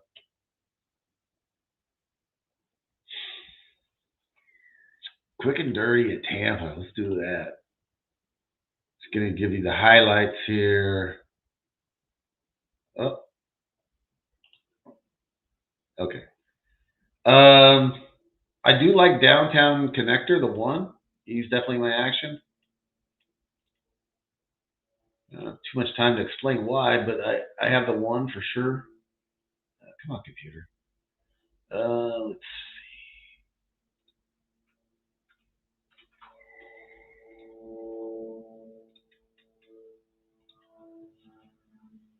I got to keep an eye on Oaklawn also here.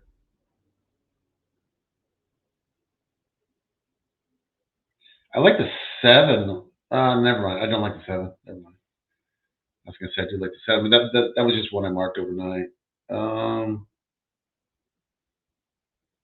The 4 is the favorite. I don't really have a problem with the price he's at, 2-1, 5-2 ish. It's not an endorsement. I just don't think he's a play against necessarily. I like the 5 some. Street Glide. I like that guy. I think he offers value for sure. I like the 1 a little better. I like the 1 than the 5. Then, like I said, I didn't like the 7. Don't like the 8. I do like the 9. Float on. It's not a big price. He's 5-1. But I think he's deserves of a bet.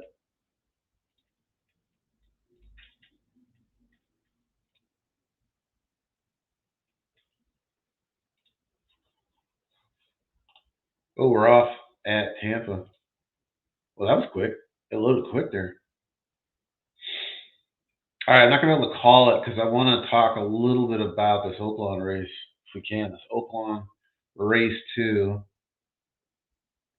I may call it a stretch depending on how this goes at Oaklawn.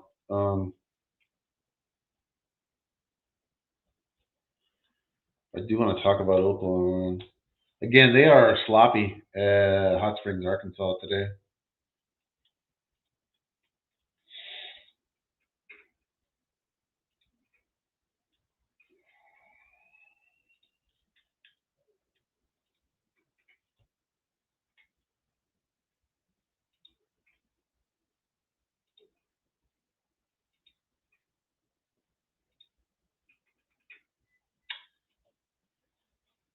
Oaklawn. I do like the 1 a little bit. I mean, not a ton. But my main bet is, well, hold on. I have my number screwed up. Yeah, I do like the 1 a little bit. Stuck in snow.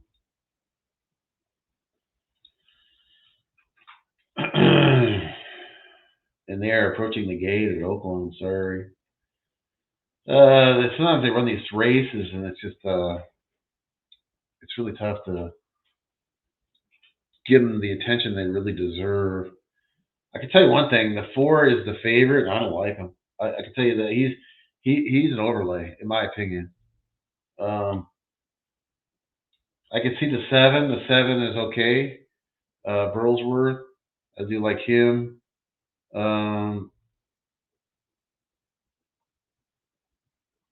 The 9 is actually probably the best value of the field, though. Blessed Vision.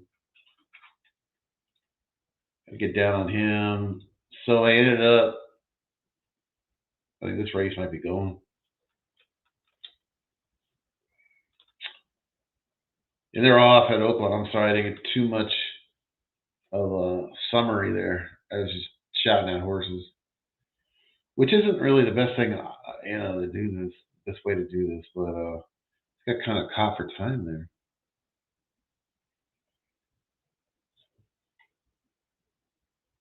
So I ended up with the 1 and the 9. 9 much more than the 1. Tampa chalked out, man. It was a 2-1. The 6 was 6-4, 2-1 over 7-5. So that's super chalky. especially for that race. I didn't really think it was a dominated, like a favorite sort of domination type of race. All right, we're running at Oaklawn. You got the 7 Burlsworth, which is an Arkansas, University of Arkansas legend, winning this race, just destroying this field. My 9 is going to run, I guess, a good or bad second. I don't know which you want to say. I think he gets second. Well, maybe not. Not that it mattered too much to me because I didn't have the exact. The 7 was one I said something positive about, but I don't think the 9 got second. I couldn't even tell you who got second here.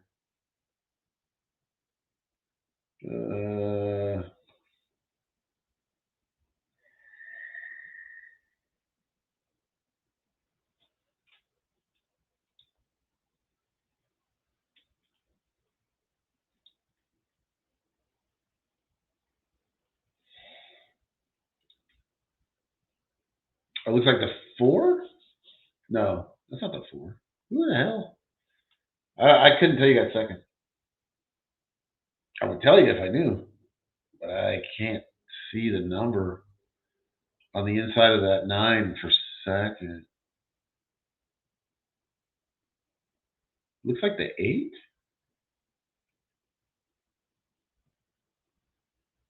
Might have been the 8.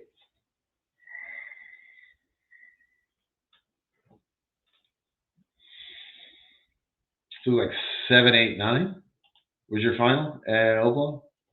That's what I'm seeing.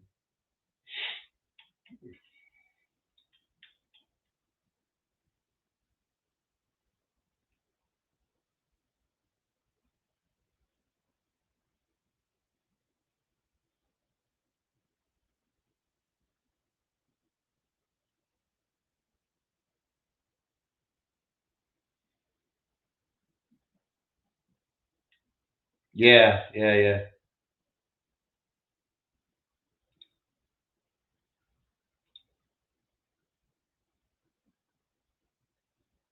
Yeah, Gate. All I was saying, I just thought he had a better chance to win than his odds.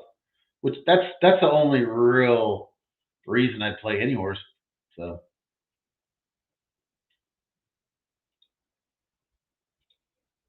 that other horse you like, the problem, like I said, is he just didn't have any speed at all, and that's rough. That's rough. All right, so let's go over to Gulfstream. Gulfstream race 4. Um,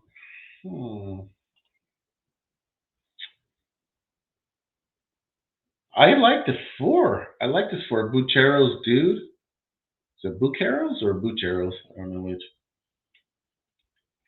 Buchero's Dude.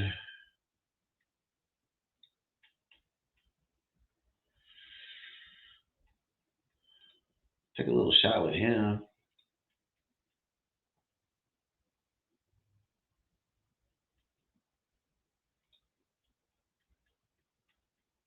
The other thing I liked about the waitlist, I did put him in the contest, so that kind of moved me up. Moved me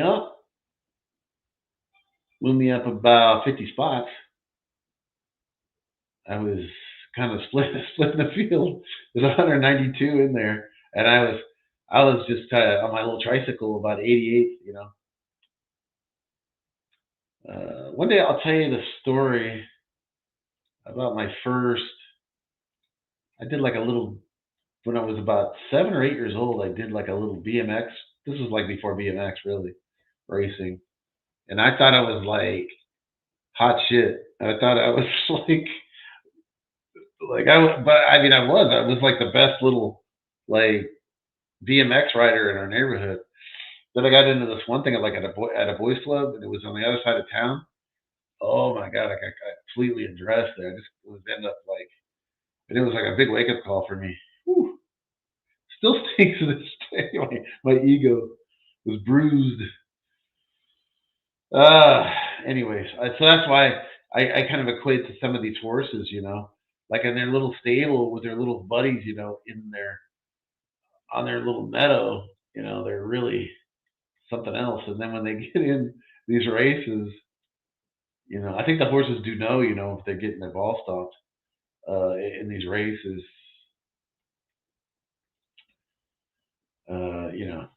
I think it does kind of bruise their ego sometimes.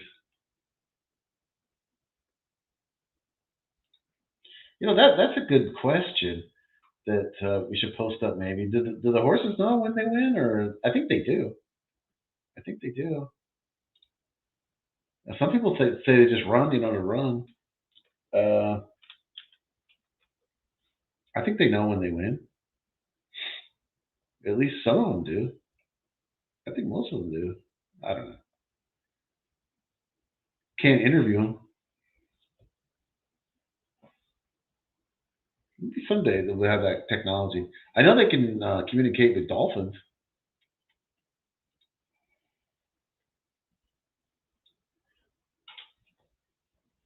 All right, we are off at Gulfstream, race 4.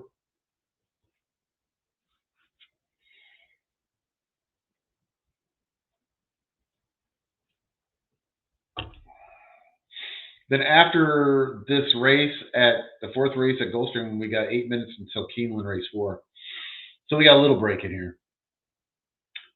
Like I said, I took the 4 in here. Not looking good. He got out of the gate fine, but now he is just plummeting through the field here.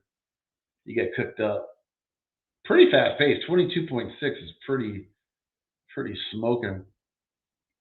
I feel like this Tapeta course, they have kind of cut it down. Like it's not as deep as it used to be, because the times are much faster than they were when they first implemented it. At any rate, we got a stretch battle between the 5 and the 3. It looks like the 5 got up.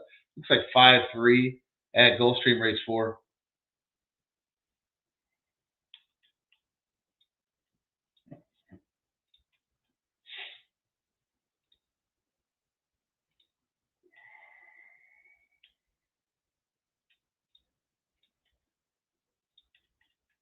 Gulfstream race 4 came in 5-3-7.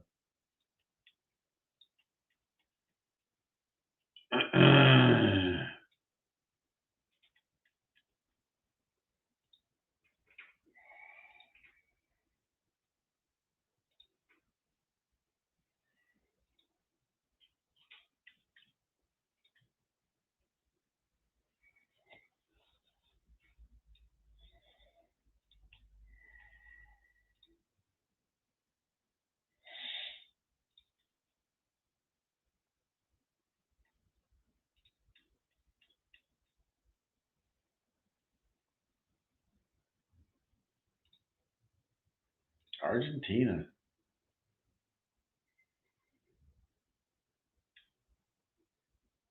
There's Razor. Big.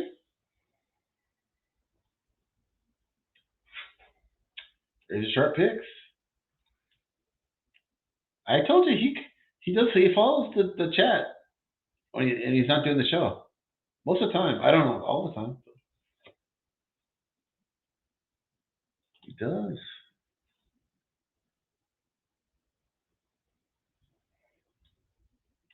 Yeah, Razor. Sweaty Butcher had a question. If you were gonna post up Santa Anita stuff.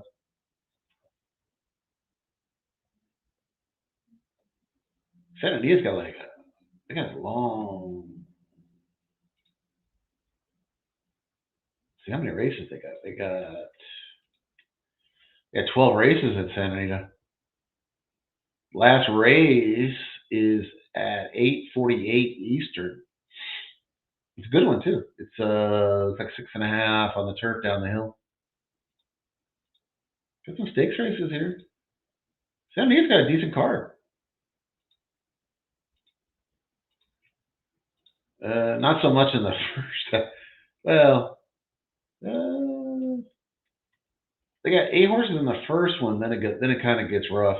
So the second and the third race, second, third, and fourth are all passable.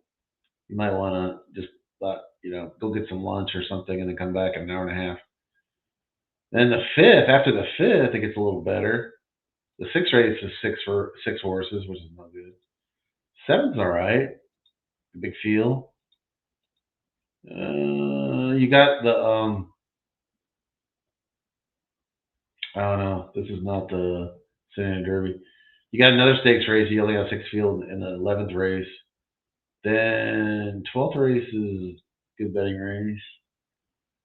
The Cincinnati Derby is a 10th race. $500,000 Grade 1 Santa Anita Derby. Potente, which I think is Baffert's horse. Well, he has two in there. He's got the one and the two, and those are the two chalks. And they do look like the two is definitely the likeliest winner in my opinion.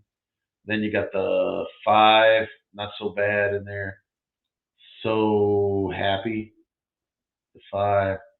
That's kind of your ABC, I think, is 2-5-1. That's your likeliest winner. I don't know if I'd play it that way. We'll see. Okay, so let's take a look at Keeneland. Race 4, we got 4 minutes there.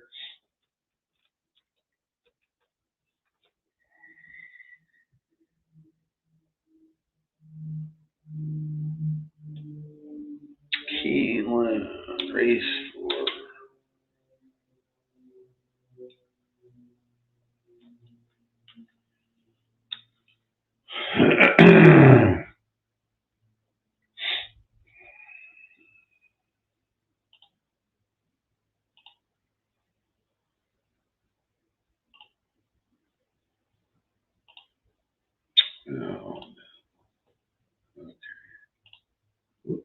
Keeneland race 4. I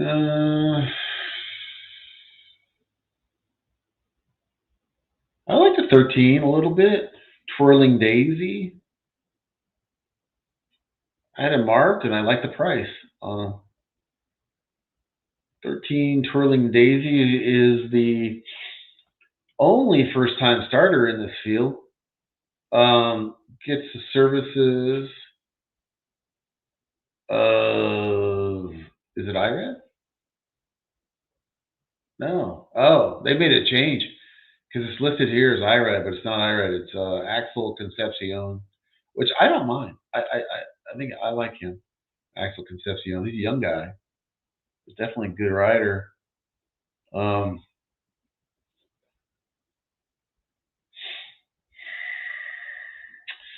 I guess IRAD jumped ship and went to the 5, and I like the 5 also. Tiffany Cross.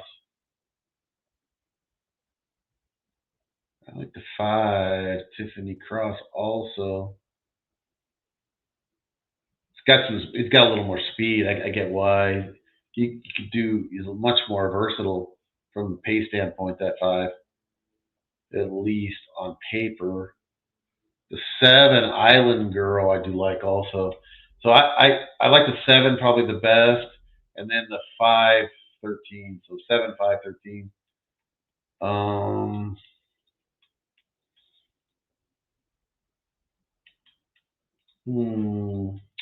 I think Island Girl's got to be your top play though here.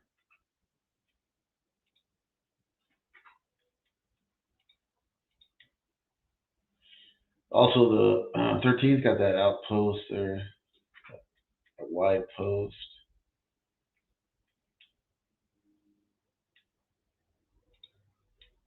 Then I'll do an exacta box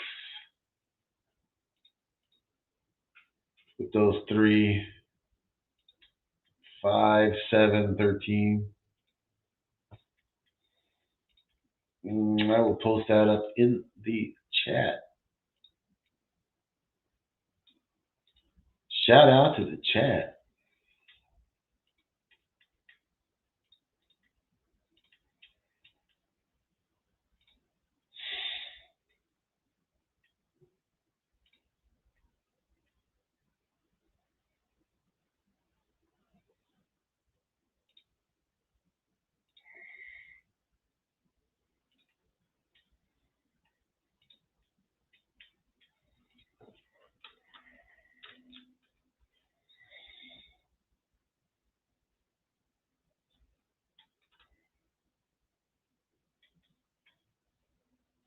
There we go.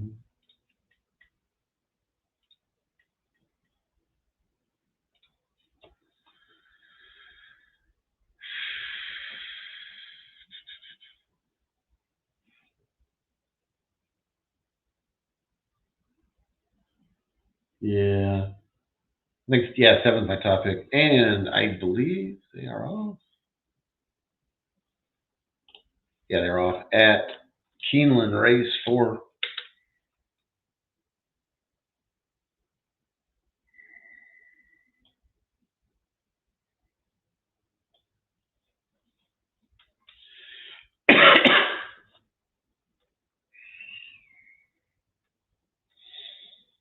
I can't see the numbers. Looks like you got 10. You have a horse on the outside. I can't see. Looks like the 4, maybe. No, it's not the 4. Boy, I can't see. 10, 10 something, and then the 4's in third. Okay, so it's 10, 12, 10, 12, 4, 2, 5, 6. As they enter into the far turn, 10 still got the lead. Looking okay. 4 is now picking it up a little bit.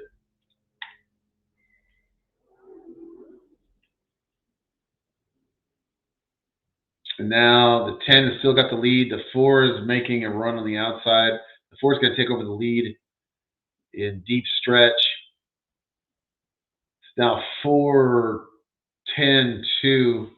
The 2, the favorite, is coming up, making a run at the 4. The 4 still got the lead. The 4 will hold on. 4, 2, 4, 2, 10 is your final.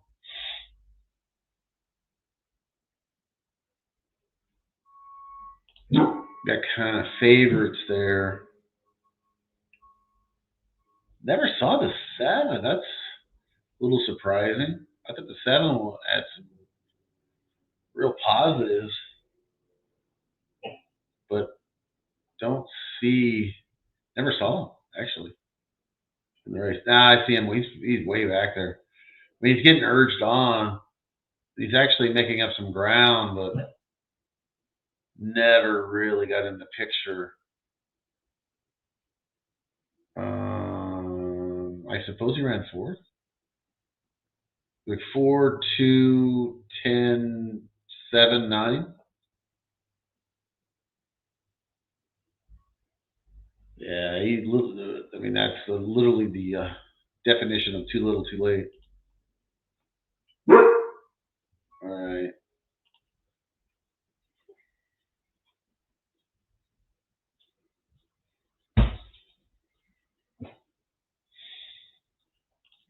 All right.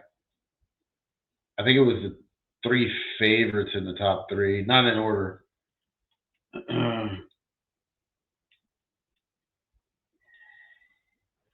I've noticed over the years the turf course um, at Keeneland tends to be chalky as compared to the main track. Just a little observation. Aqueduct got a disappointing 4-horse field in race 5.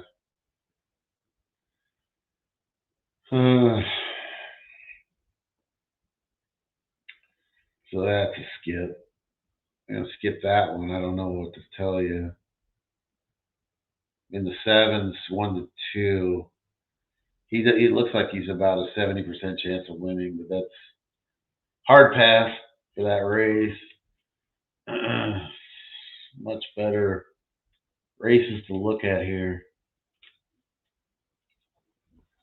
After that, you got Tampa race 6 in 8 minutes, but their 8 minutes is more like 12 minutes. So we got a little break here.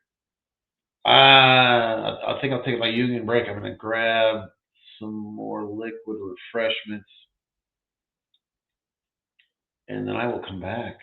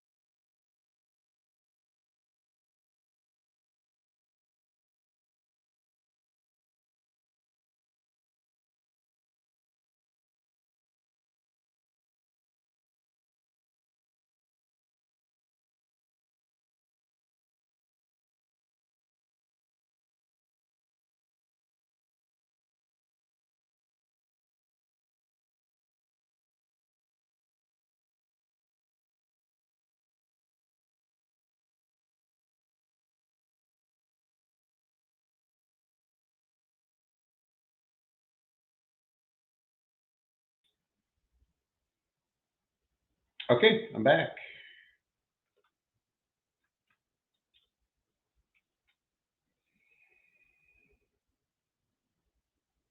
Union break, yes.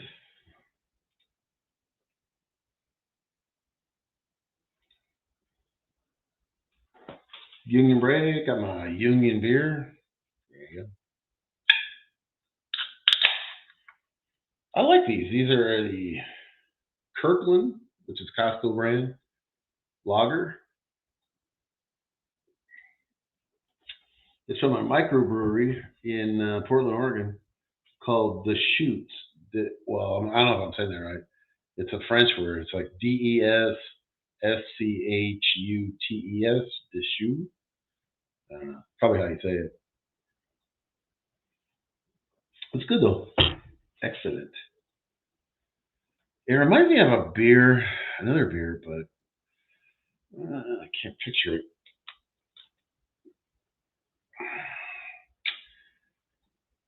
It reminds me of another beer. It's not super light like a Michelob or something like that. It's got a little more body to it. It's good though. It's not heavy though. All right, let's talk about Tampa Race 6.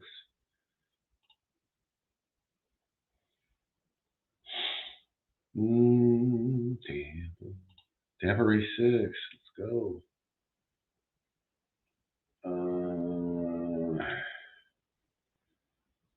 I like the one. Diamond in the Dark. Definitely a play.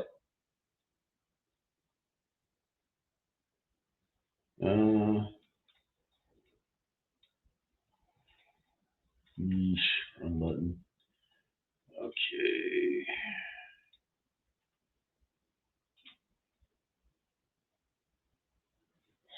And I like the 5. So I'm going 1 and 5 at Tampa Race 6.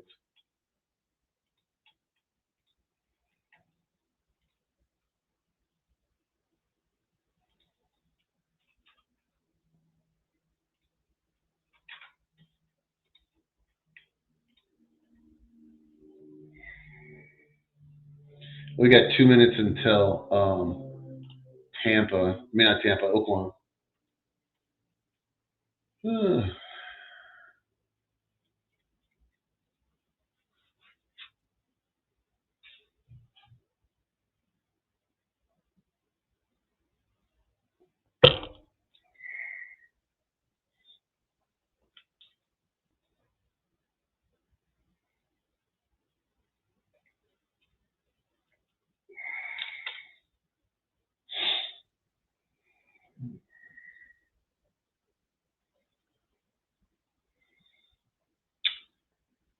Tampa Race 6.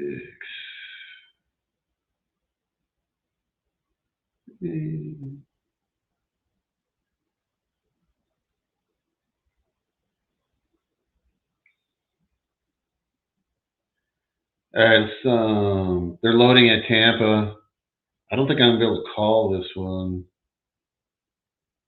because I want to talk about Oaklawn Race 3. They've been running on top of each other.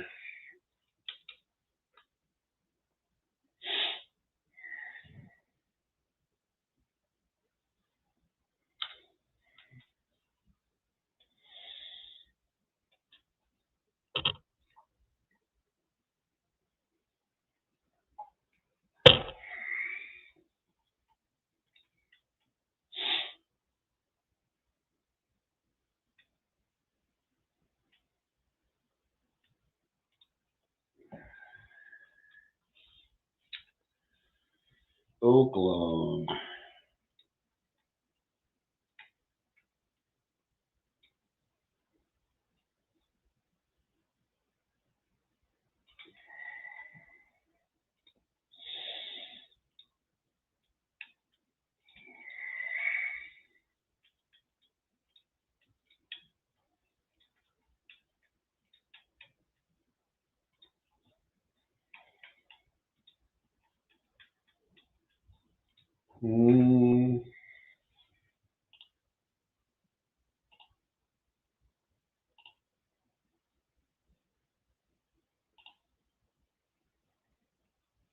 I do like the one a little bit. Eastside Cool, Oaklawn, race 3. I think he's definitely got to play. I think he's a play, I should say. He's got a good shot in there at his odds. Eastside Cool, I do like.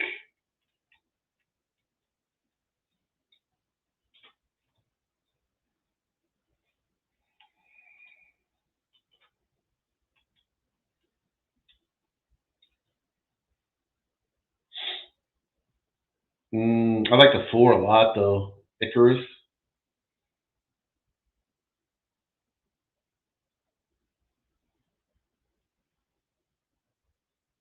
Yeah, Icarus. I like that guy. The 4 horse. It's one of the 1 and the 4.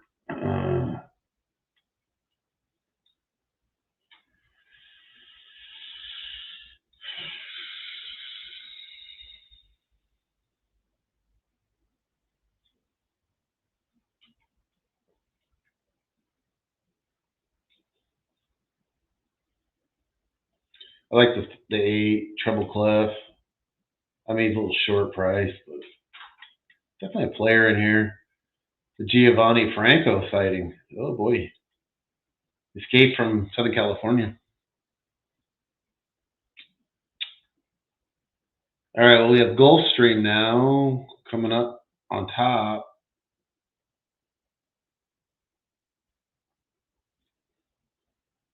And then we got Santa Anita in 5 minutes. Gulfstream, they just ran Tampa. I didn't. Looks like the 5 one. D Dolly's Girl, which I had. Did not play the exacta. I didn't have time to get it in. I think the 5 one. That's who they're showing on the run out. I see the inquiry sign out. I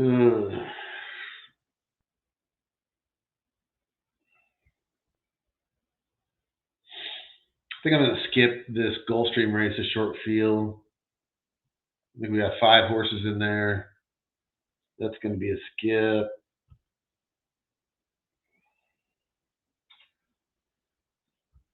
I'll try and call. Well, they keep the results a secret at Tampa. They're showing the 5. I guess the 5 one. I didn't see the race, but they're showing the 5 after the race.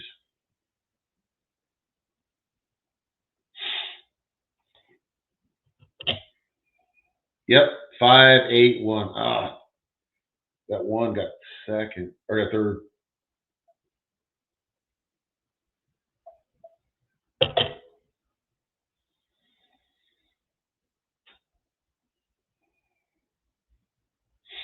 Okay, Oaklawn. I'm watching this on delay. It looks like 8, 7. Looks like 8, 7, 2. 8, 7, 2. Oaklawn race 3.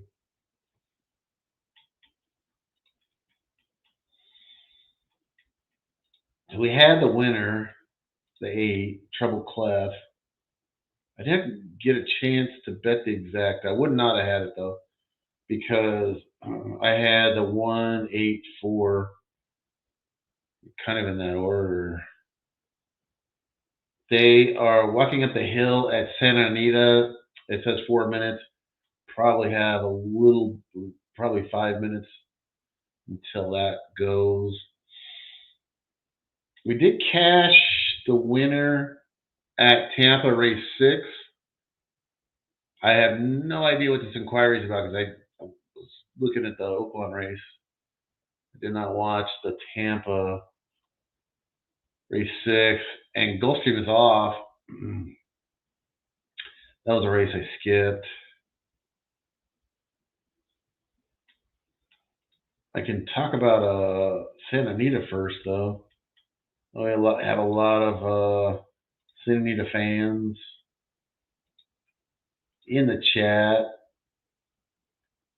I can tell you one thing. When I did it overnight, I could tell you the horse I didn't like. It's easier. I didn't like the 2 and I didn't like the 7. This was a race I kind of I liked most of them.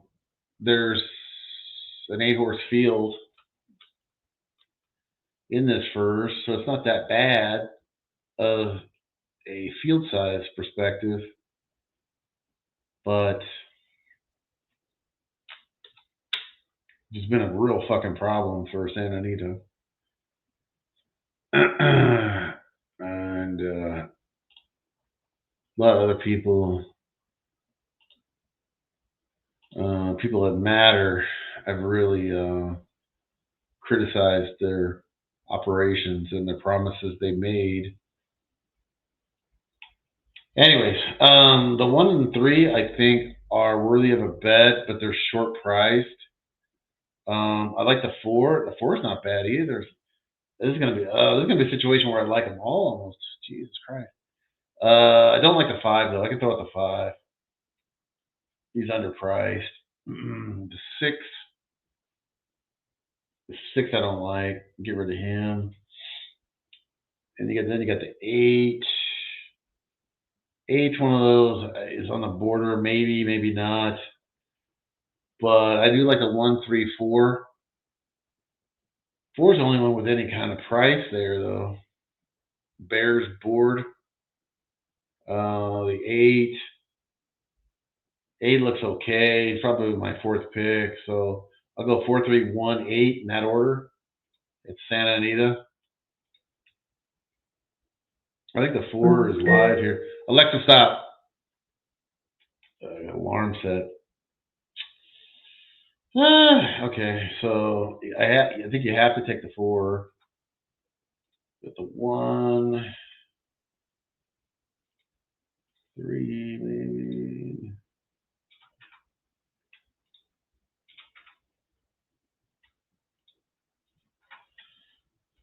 All right. It's not a race I'm going to invest a whole bunch of money into, but I did play it. Santa Anita first. They're around the front of the gate now, or I'm sorry, they're around the back of the gate now. The field's starting to load for the opener on Santa Anita Derby Day 2026. Like I said earlier in the show, I thought that the card's not too bad. The second half isn't too bad. This race is all right, and then the next 3 are pretty bad. Just from a betting perspective.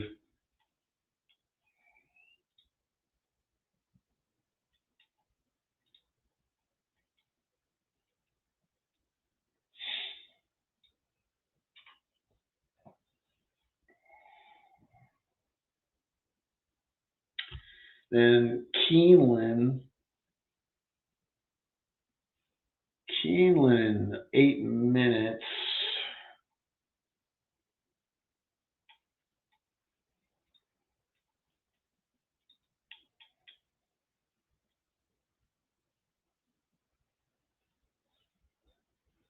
As they come down the hill, I love this race though. I love the 6.5 down the hill. It's always been one of my favorites ever since I really got into racing. I took it away for a few years, but now it's back. Anyways, as they come up to where they cross the dirt, you got a spill there. Looks like the 7 horse went down. You got the 1,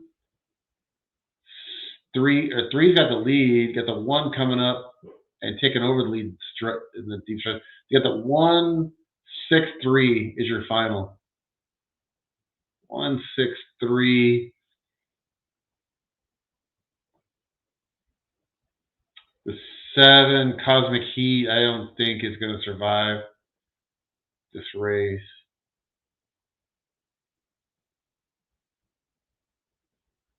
Apparently, they didn't get up. All right, so we're on to Keeneland.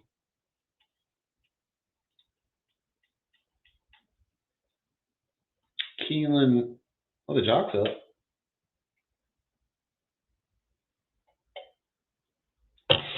Talking to the ambulance. Who was the jock there? I don't have time actually at this moment. I'll get back to that. Let's take a look at Keeneland race 5.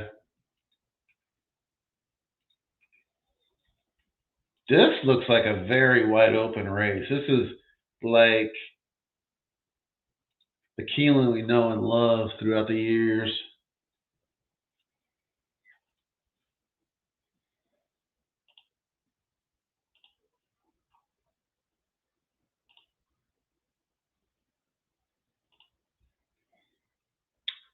Let's break it down. Keeneland race number 5.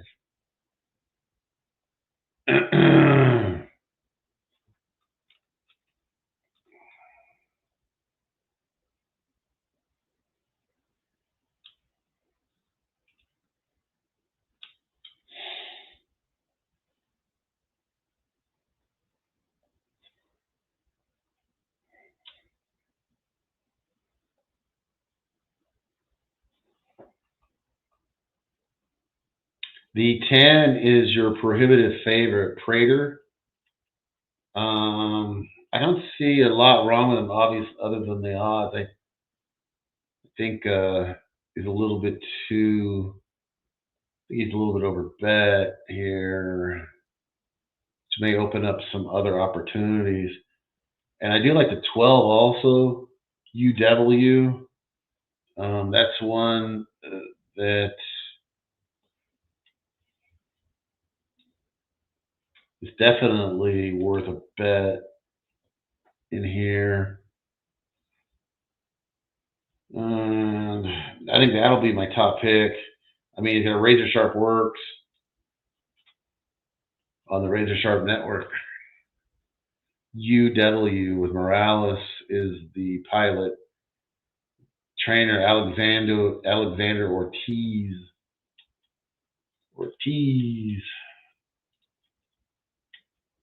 UW. So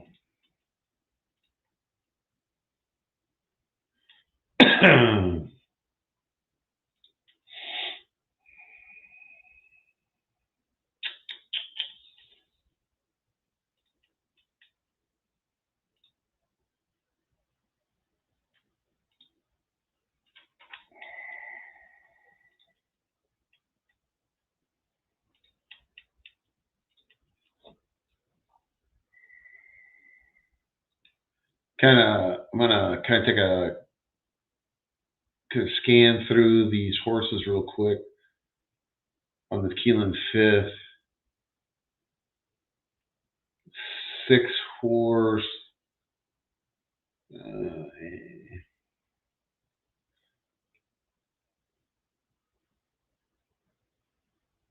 Some of these horses I thought for sure I'm doing a terrible job of like overnight identifying price horses for the most part. So again, I said I like the 12. I do like the 11 also. Thought that counts. Walter Rodriguez aboard.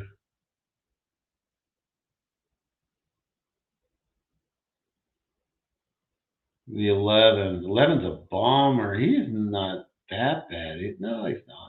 He's got a little late kick too. He's not gonna. Here's one I talked about earlier about I didn't really care for horses that kind of set up in the back and then they come on. But that's more of a knock against shorter price horses. These horses that are 30-1, like this 11 is I can put up with that because you just you're gonna the horses are gonna be 30-1. They're gonna have some obvious flaws in their game.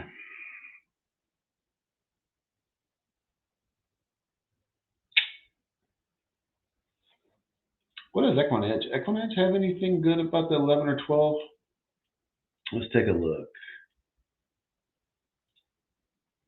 Okay, 11 and 12.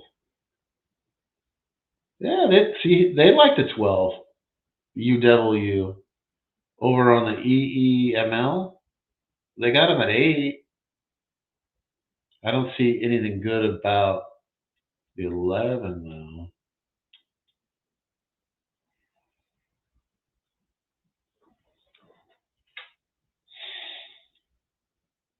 Yeah, I think I'm gonna cover the 11 with the win bet. But I like the 2 on the out. I like both of the horses on the outside, the 11 and the 12.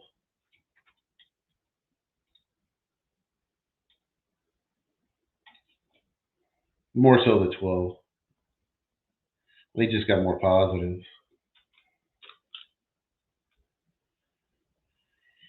Even by Equine Edge's numbers, it's an overlay on the 12.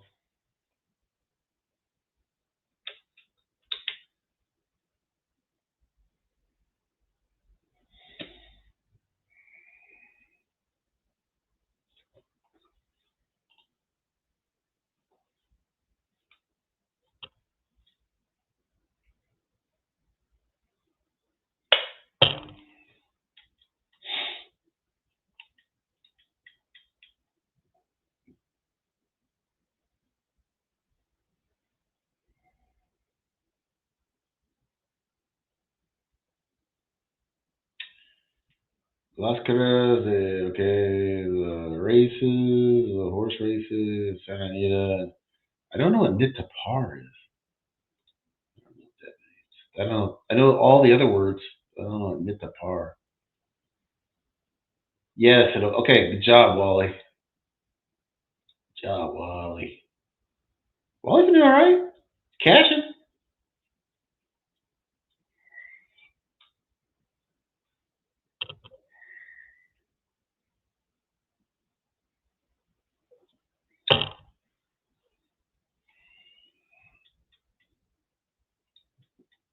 All right, we are off at Keeneland. And the next race after that's going to be Aqueduct with another 5-horse field. Okay, so we got the 11 and 12 fighting it out here. The 11. Come on, 12. Come on, 12. Oh, fuck. We should have played this exact. Oh, my God. Look at this 12. 12 and 11, baby. That's what I'm talking about. 14 to 1 over 31 to 1. Oh. Oh, my God. What kind of mental midget doesn't take those? I had both those horses. Why didn't I play the exacta? Damn it. Damn it, Jim.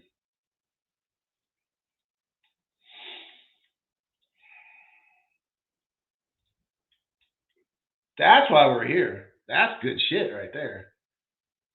And the reason why, well, 2 reasons why. I like the 12 better than the 11. I said that.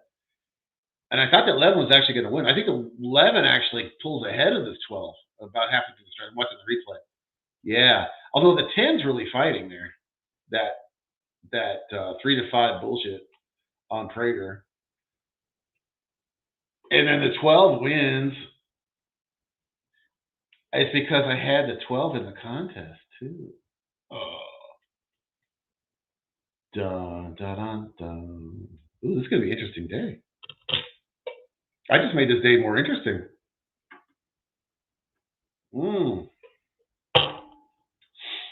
Now that's fun. That's my kind of fun.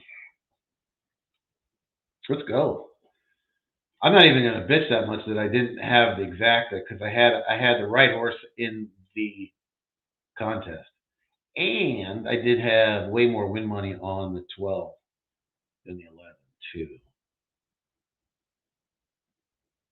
So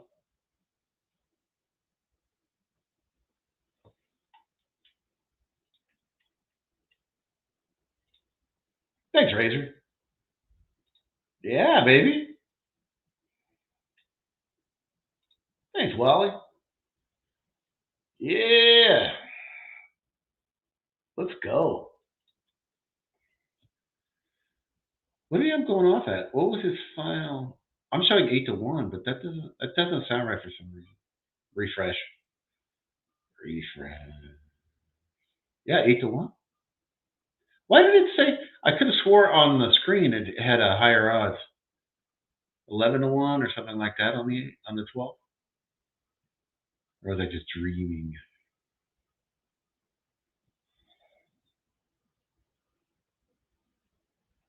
Edgar Morales, let's go, boy.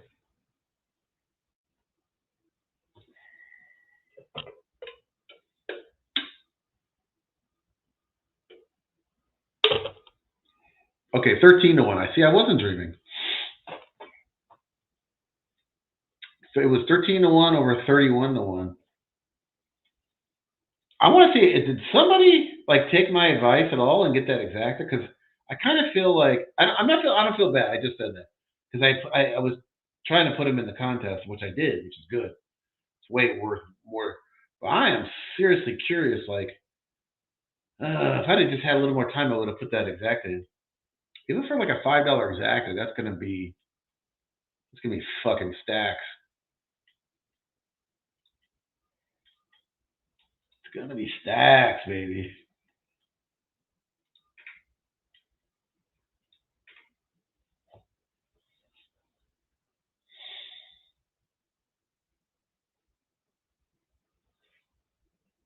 All right. Well, we got Aqueduct here. Aqueduct race 6 coming up.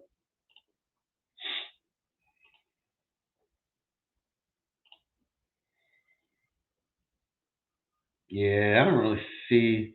This is a 5-horse field. Come on, Aqueduct. Jesus Christ. That's all you can do? I don't understand why they struggle so much with field size. They have a strong state breeding program there. I thought. But this is a grade 2. This is where all these horses want to get, black type for breeding purposes and all that.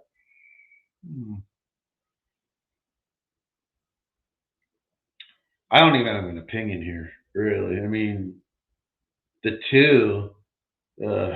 I mean, I'm not saying he doesn't have a shot, but he's no standout here. The 5 is about as good. This is not my strength in 5-horse fields picking apart a 2-1 versus 3-5. That's somebody else's job. That is not my game. They put up prices at Keeneland? I want to see if I moved up in the standings. I did. 20 spots. 20 spots, baby. Right. I'm up 20. We got 11 more picks to go.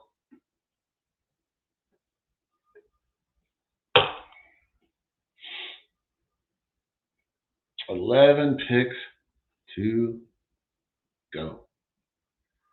All right, we got Tampa. Okay, I'm learning that Tampa and Oaklawn are running very close together in time.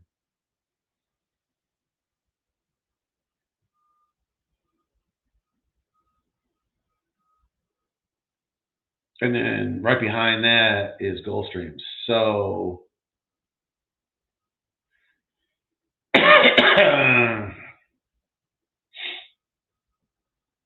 Tampa, what did I say? Tampa and Oaklawn? Okay, so Oaklawn.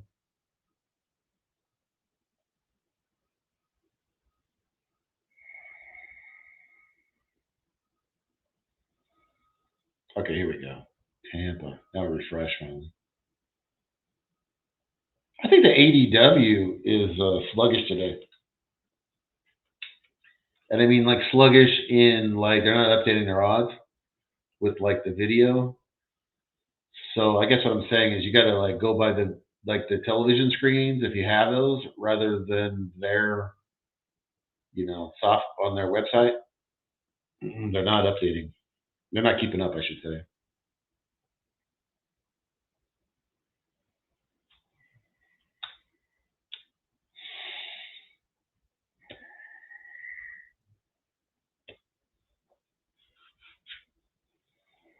All right, let's get some more points. Let's get some more money. Let's get some. What is that exacta pay? Anybody want to? I mean, it's kind of rubbing salt in the wound in a way, but I do want to know. Kind of want to know. Oh, exacta. It was $100. Oh, that's underpaid. That is effing underpaid, man. Did you guys see that? Am I reading that right? Yeah, exacta 10.11. I'm assuming that's for $1, right?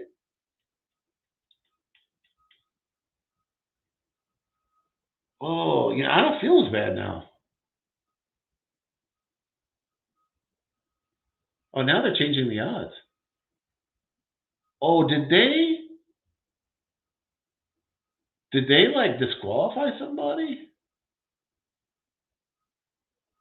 Why are the odds changing? Because now it shows 8-1 and 22-1. Or is that what I'm talking about with like the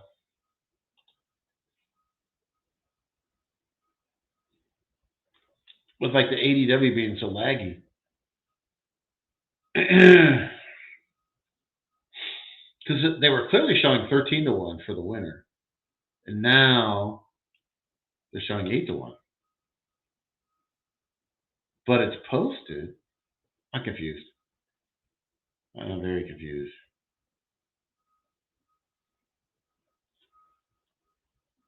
Oh.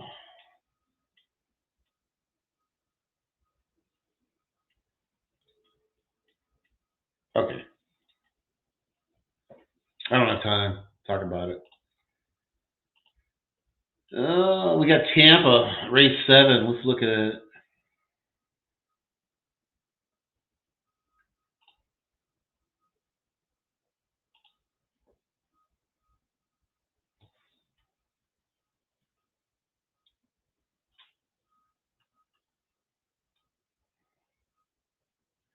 I like the 7 a little bit here. Wildcat Mini. I mean, I think this horse ends up being 30-1.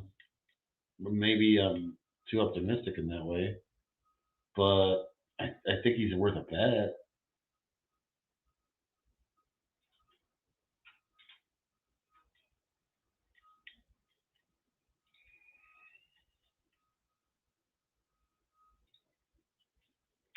Wildcat Mini.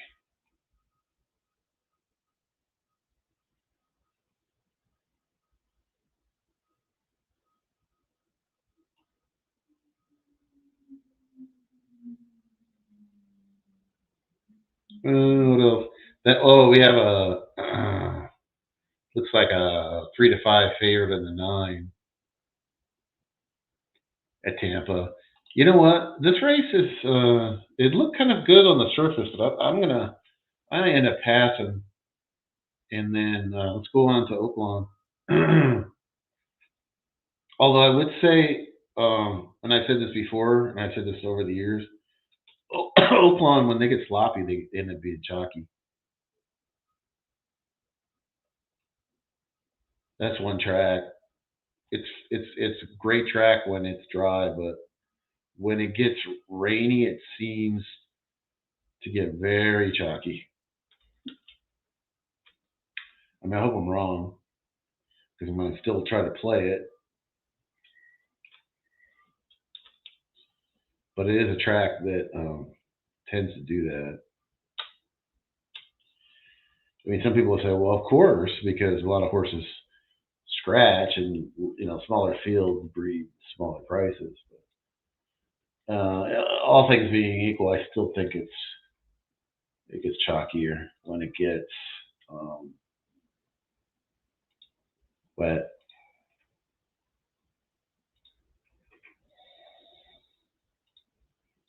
All right, so we got Oaklawn.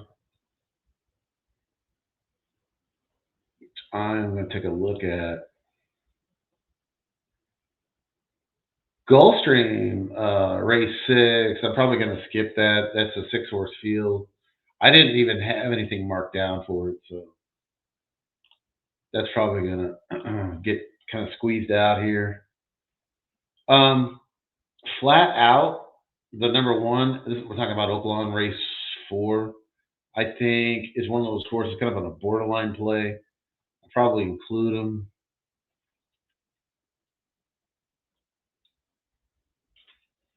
Not gonna make a big bet on him though.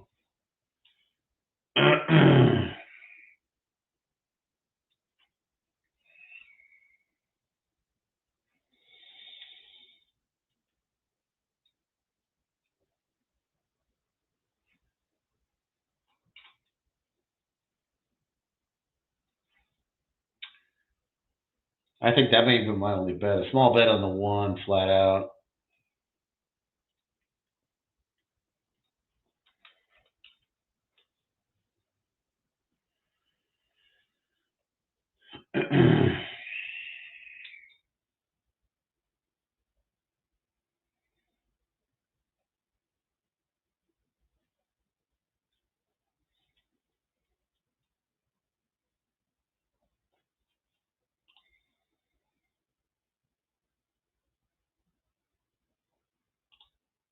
Tampa is running their 7th race. I had a bet on the 7 here. That was the one thing I had. Wildcat Mini. That was the only small bet I had. Not doing very well. Like, I missed the first half of the race, but you got 9, 10, 6. 9, 10, 6, 7. He's in 4th, but he's way back there. We got a riderless horse. I think it's a 3 up there also. Looks like the 6 is going to win here at a price. And the 10, well, it's coming down to 2 prices, 6 and 10. And the 2 to 5 favorite runs 3rd.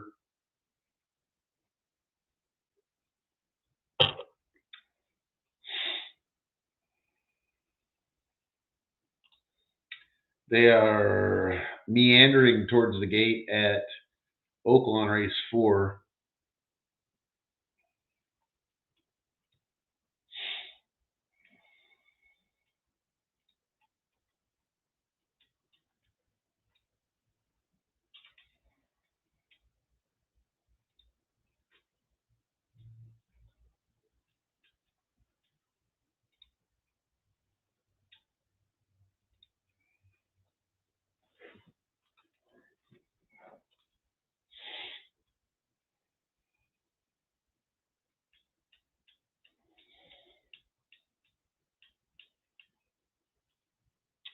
I gotta get caught up on some other stuff here.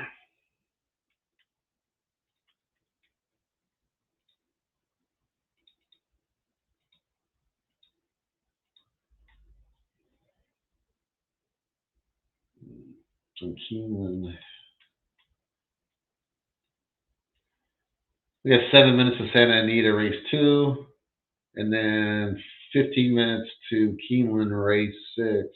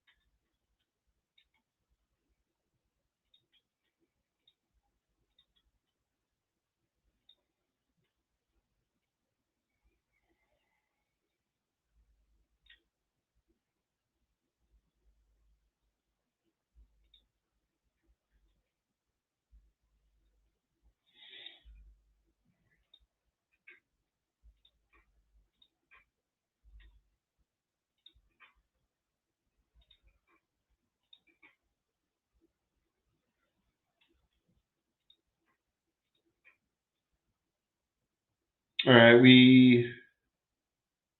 see, we're coming into the stretch at Oaklawn, race 4. Got the 2, looks like he's the easy winner here. At a big price, 19-1. Liberty's champion. It's like 295 is your final at Oaklawn.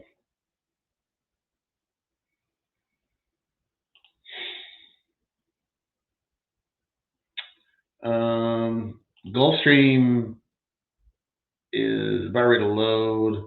I don't know why everyone's scratched. It's on the turf here on the 6th. You have 4 scratches. It was a field of 10. Now we're down to 6.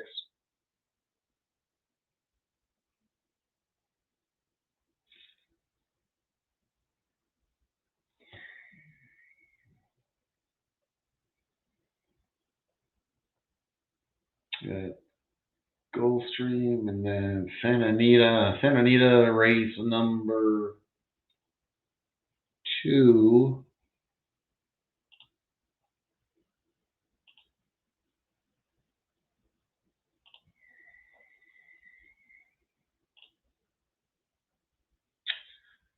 Santa Anita race 2. Okay.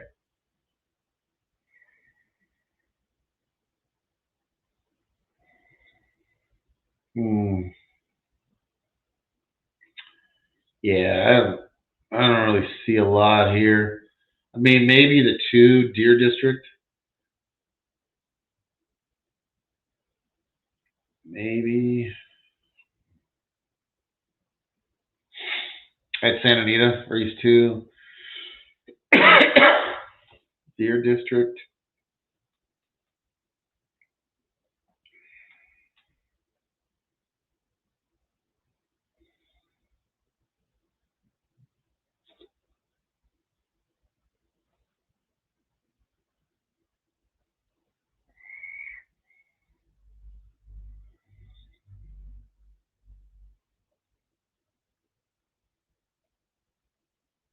Yeah. Deer District, I guess, is a play.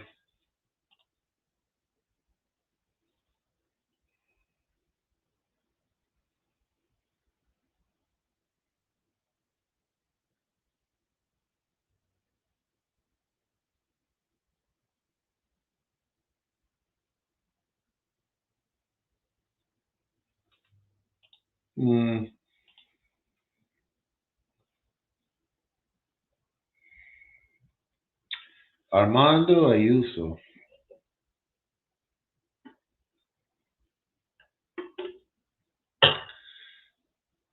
Maybe Deer District. I don't know. Got to beat a 2-5 favorite in the 5 Crude Velocity. Baffert.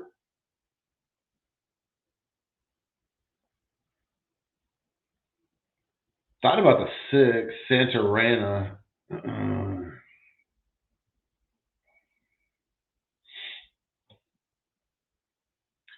This Deer District numbers aren't too bad.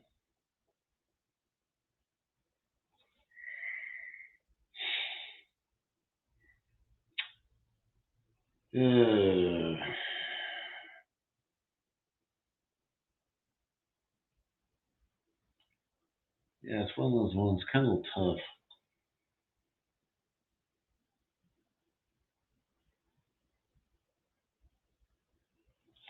I think I might play him. I think I'm going to play the 2 Deer District.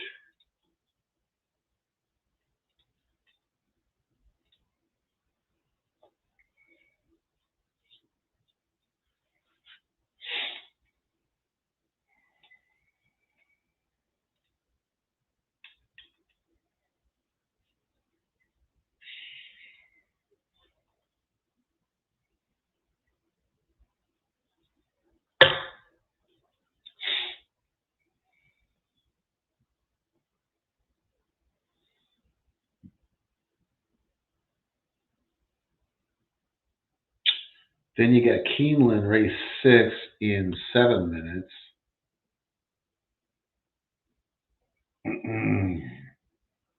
After that, got a smaller field for Keeneland also. I got a 6-horse field at Keeneland race 6, and you got probably a 1 to 5 or a 2 to 5 on the 3-horse. Shoot It True in that one.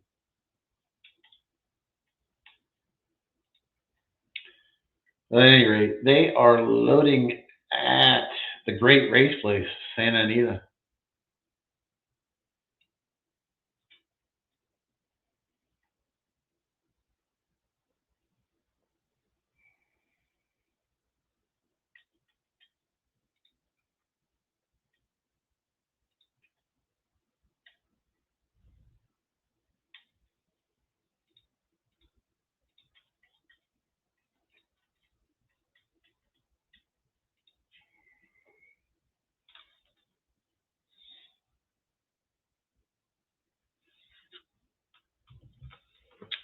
All right, they're off at Santa Anita.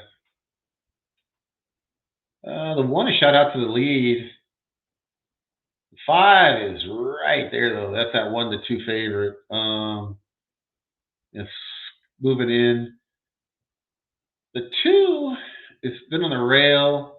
It's going to try to come around and swoop them all. I don't know if he's got the horse. He's losing ground, at least to the winner. I'm going to call the 5 the winner at this point. He's gone. The 2's going to run third, it looks. It's going to be 5-4-2. 5-4-2, Santa Anita race 2. Yeah, the 5 is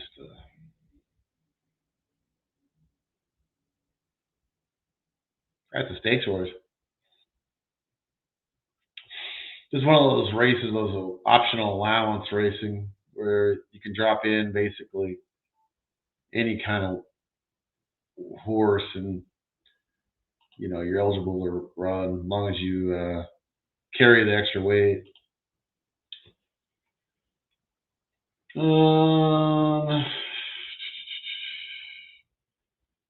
Keeneland race 6. Take a look at it here.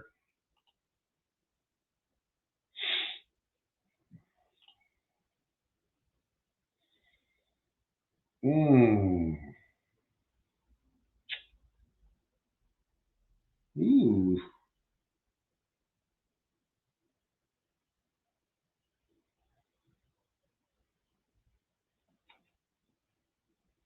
This is actually kind of an interesting race. This is there's a small field, 6-horse field.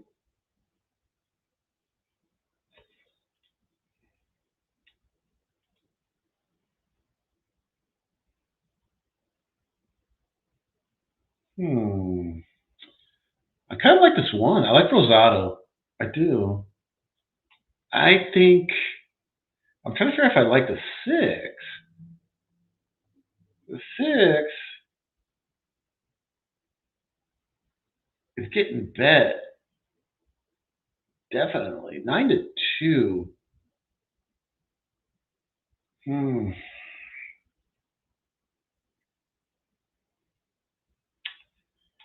I might regret this, but I'm not going to take the 6. I think I'm just going to take the 1, Rosado.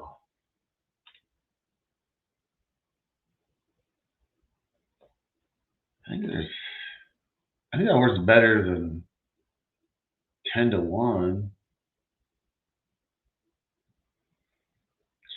Well, I guess what I'm saying. I think the 1 drifts up.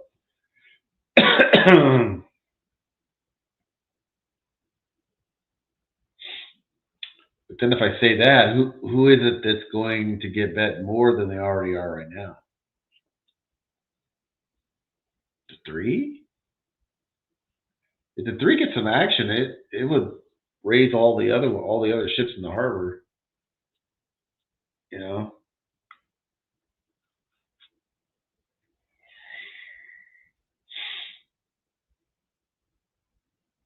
Another Wesley Ward. Wait, Wesley Ward, he gets hammered at the windows, doesn't he?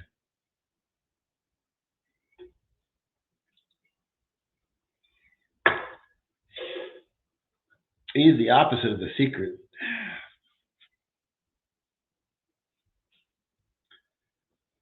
Wesley Ward on the 2-5 favorite. Shoot it true.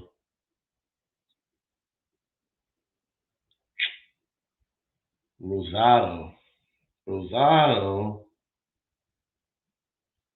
I like the works. I think he's going to improve. I think he's on the way up. I mean, I don't know if he's ready for this guy. I'll take a shot with him.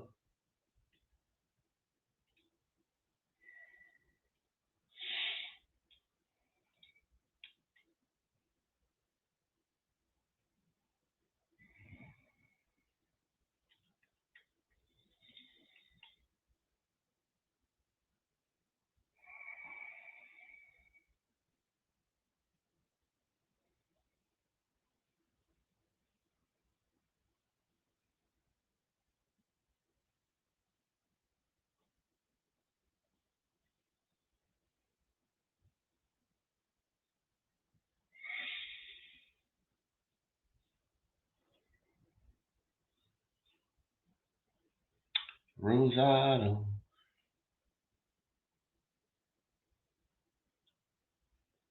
I feel better about the one if we had a little higher odds. 10-1. It's kind of on that borderline.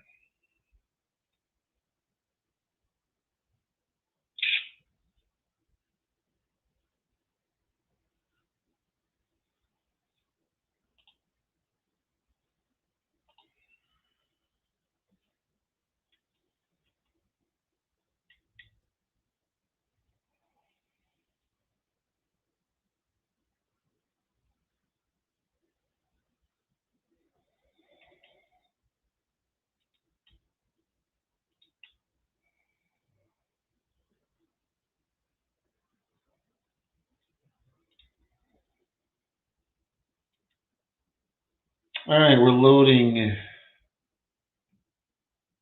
at Keeneland. Race 6.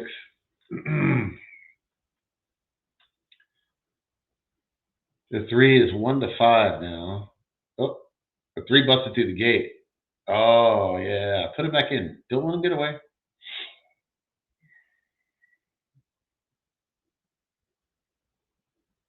I like that.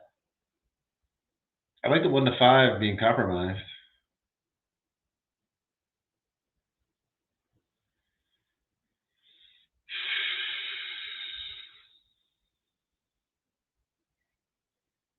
They got to have them looked by the vet. I don't see how they were getting injury on their legs, though, busting through the gate. The gate's all above their legs. I could see how it would, like, knock the jockey silly.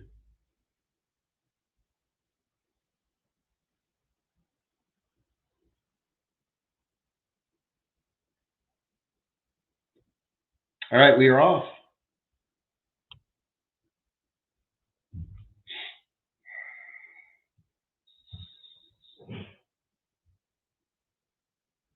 The 2 has got the early lead, which is Cabernet, 44-1. The 3 is on his outside, the favorite. The 1's tucked in on the rail. Just stay there, 1, if you can. You got to keep up on this 5.5 furlong turf race. The 1's got some run. He's coming up the rail, kind of opened up for him like the Red Sea, but I don't know if he's got enough to get through there. The 6 is right in there, man. We got 4 horses. Well, actually, the whole field's across the track here.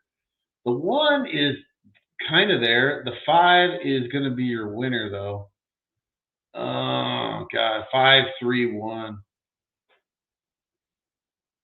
5-3-1. One got the trip.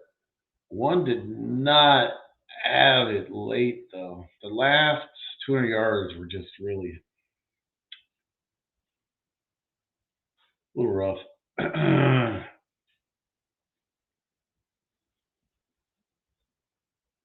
So 5-3-1 is your final. I think the one actually had the lead with like maybe a couple hundred yards to go, but then it was all 5.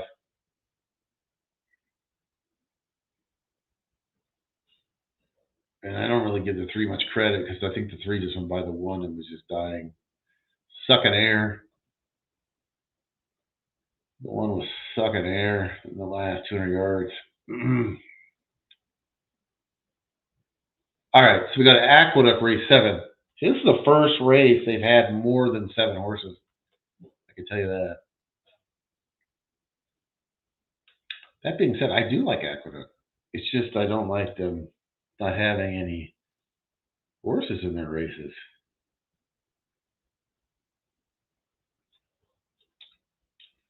Well, we had a long shot there earlier. We landed.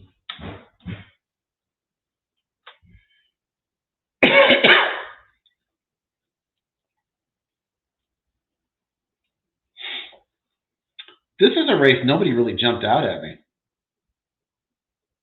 That was kind of just a note to myself that it was just sort of a there was no superstar in here or a horse that looked outstanding to me.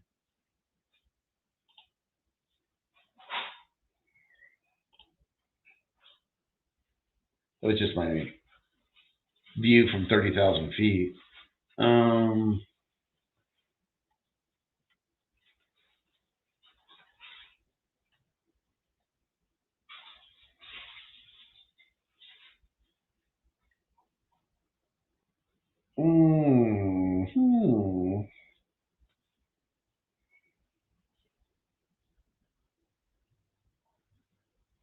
And yeah, this is going to be the last race for me today. This Aqueduct race 7.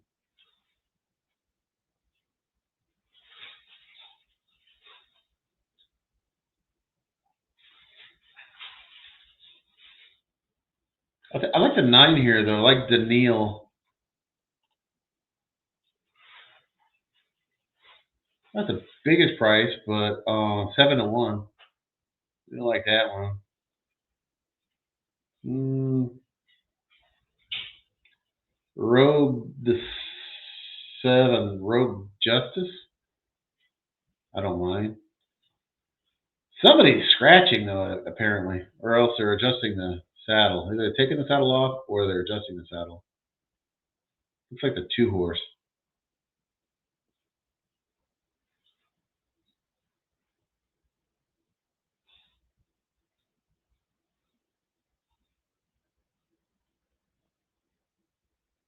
Not sure what's going on there.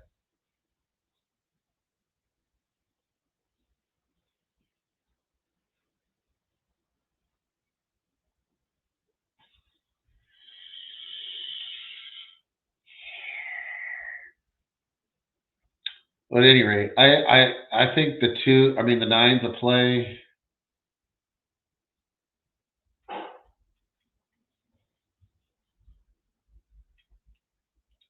The 9 is a play. 7. The 7 might be a play. Well, I'm just gonna make it a small play on the 7. Yeah, he's got some upside. The 7. He's got some early speed. I think the 9's got more speed, but I think the 7's got some speed.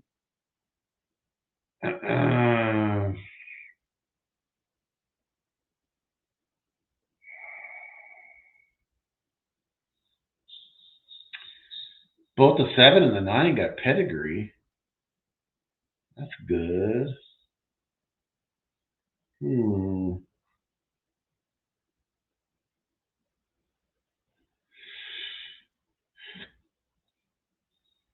I just like the 9 better though. I do like the 9 better. Let's go with 9.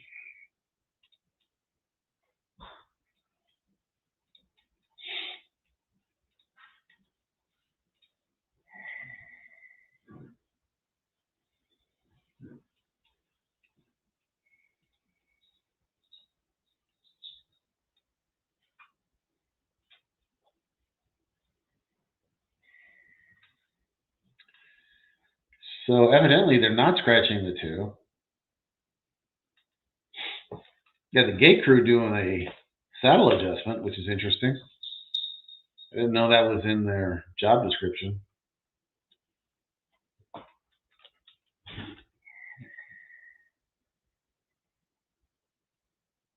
Shout out to the gate crew.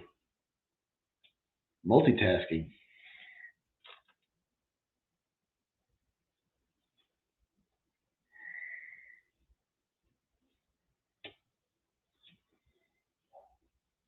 And that brings it up to 4 minutes of Tampa race 8.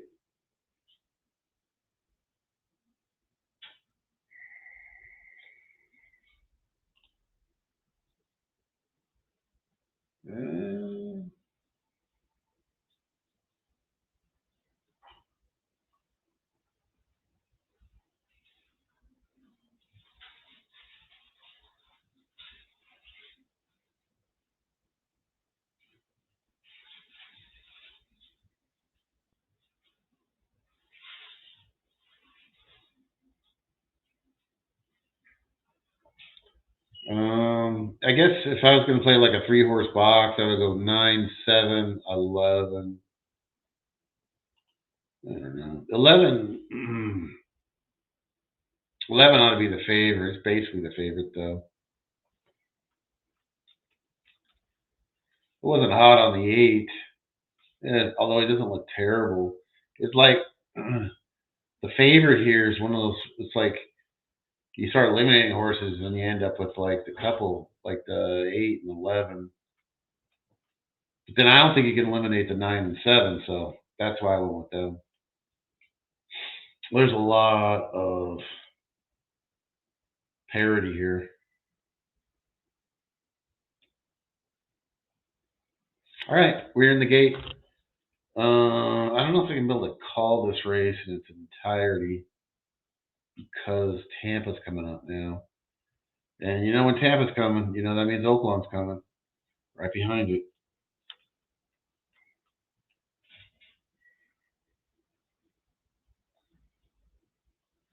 Tampa's got a turf race too, so that's always exciting.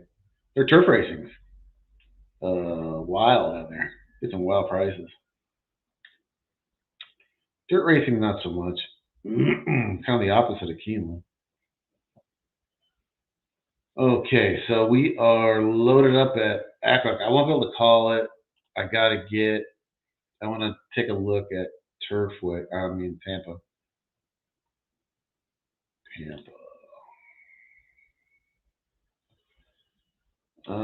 Tampa, the one looks decent. He's a favorite, but he looks all right. I don't really see that much wrong with him.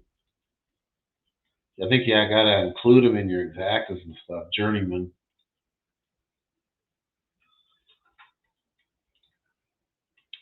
Like I said, I was thinking that that Tampa turf racing is usually quite wild, and then I'm endorsing a favorite. I get it. That's not what I'm really trying to do, but it's kind of the way it looked. Kind of the way it is.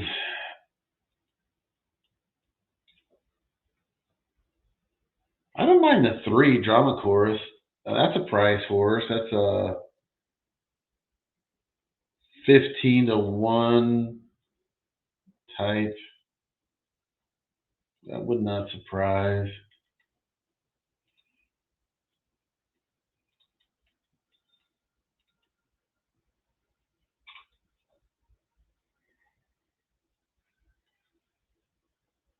Uncle Truly, the 4th, got included in your exactas, I think, also. looks legit at the price. The other horse I do like is the 5, Coach's Meeting. That horse deserves a kind of a bigger bet compared to some of these other ones. All right, Aqueduct's going to be 11-3-8 final, 11-3-8. So I know that the 11 was, I think, the favorite or one of the favorites. So I don't land with my 9 or even the 7.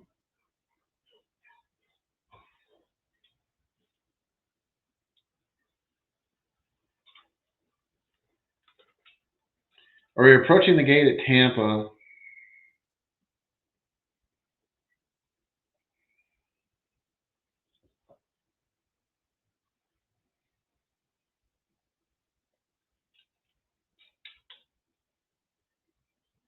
Tampa race 8.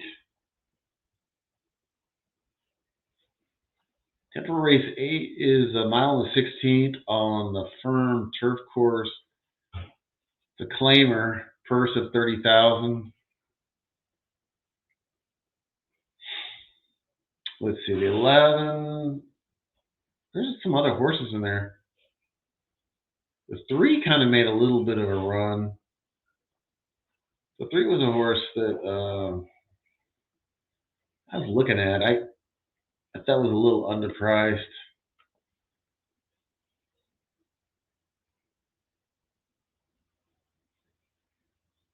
The 11, I think, was I thought that was favored because it just didn't have a lot of the negatives a lot of the other horses had. 9 got 4th. I never saw him though.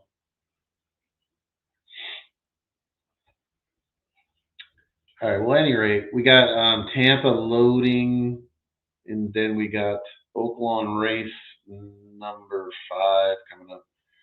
But that's going to end my day right there on that Oaklawn note. Thanks for everyone coming in. Yeah, multitasking. Yeah. Wally.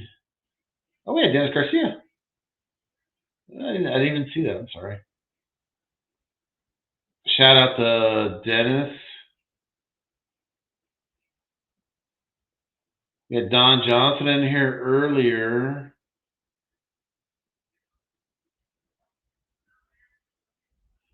We had, who else was in here? We had a pretty good day. We had some, we had H Wrecking Crew. Nice.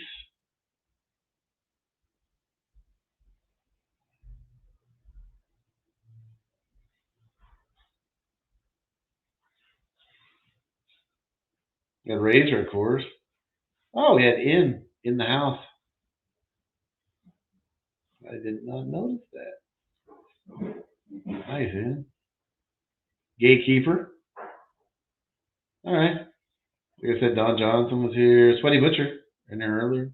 Bruce. That'll do it for me. I will be back next week. Same time, same bad channel. And you guys have a great Saturday.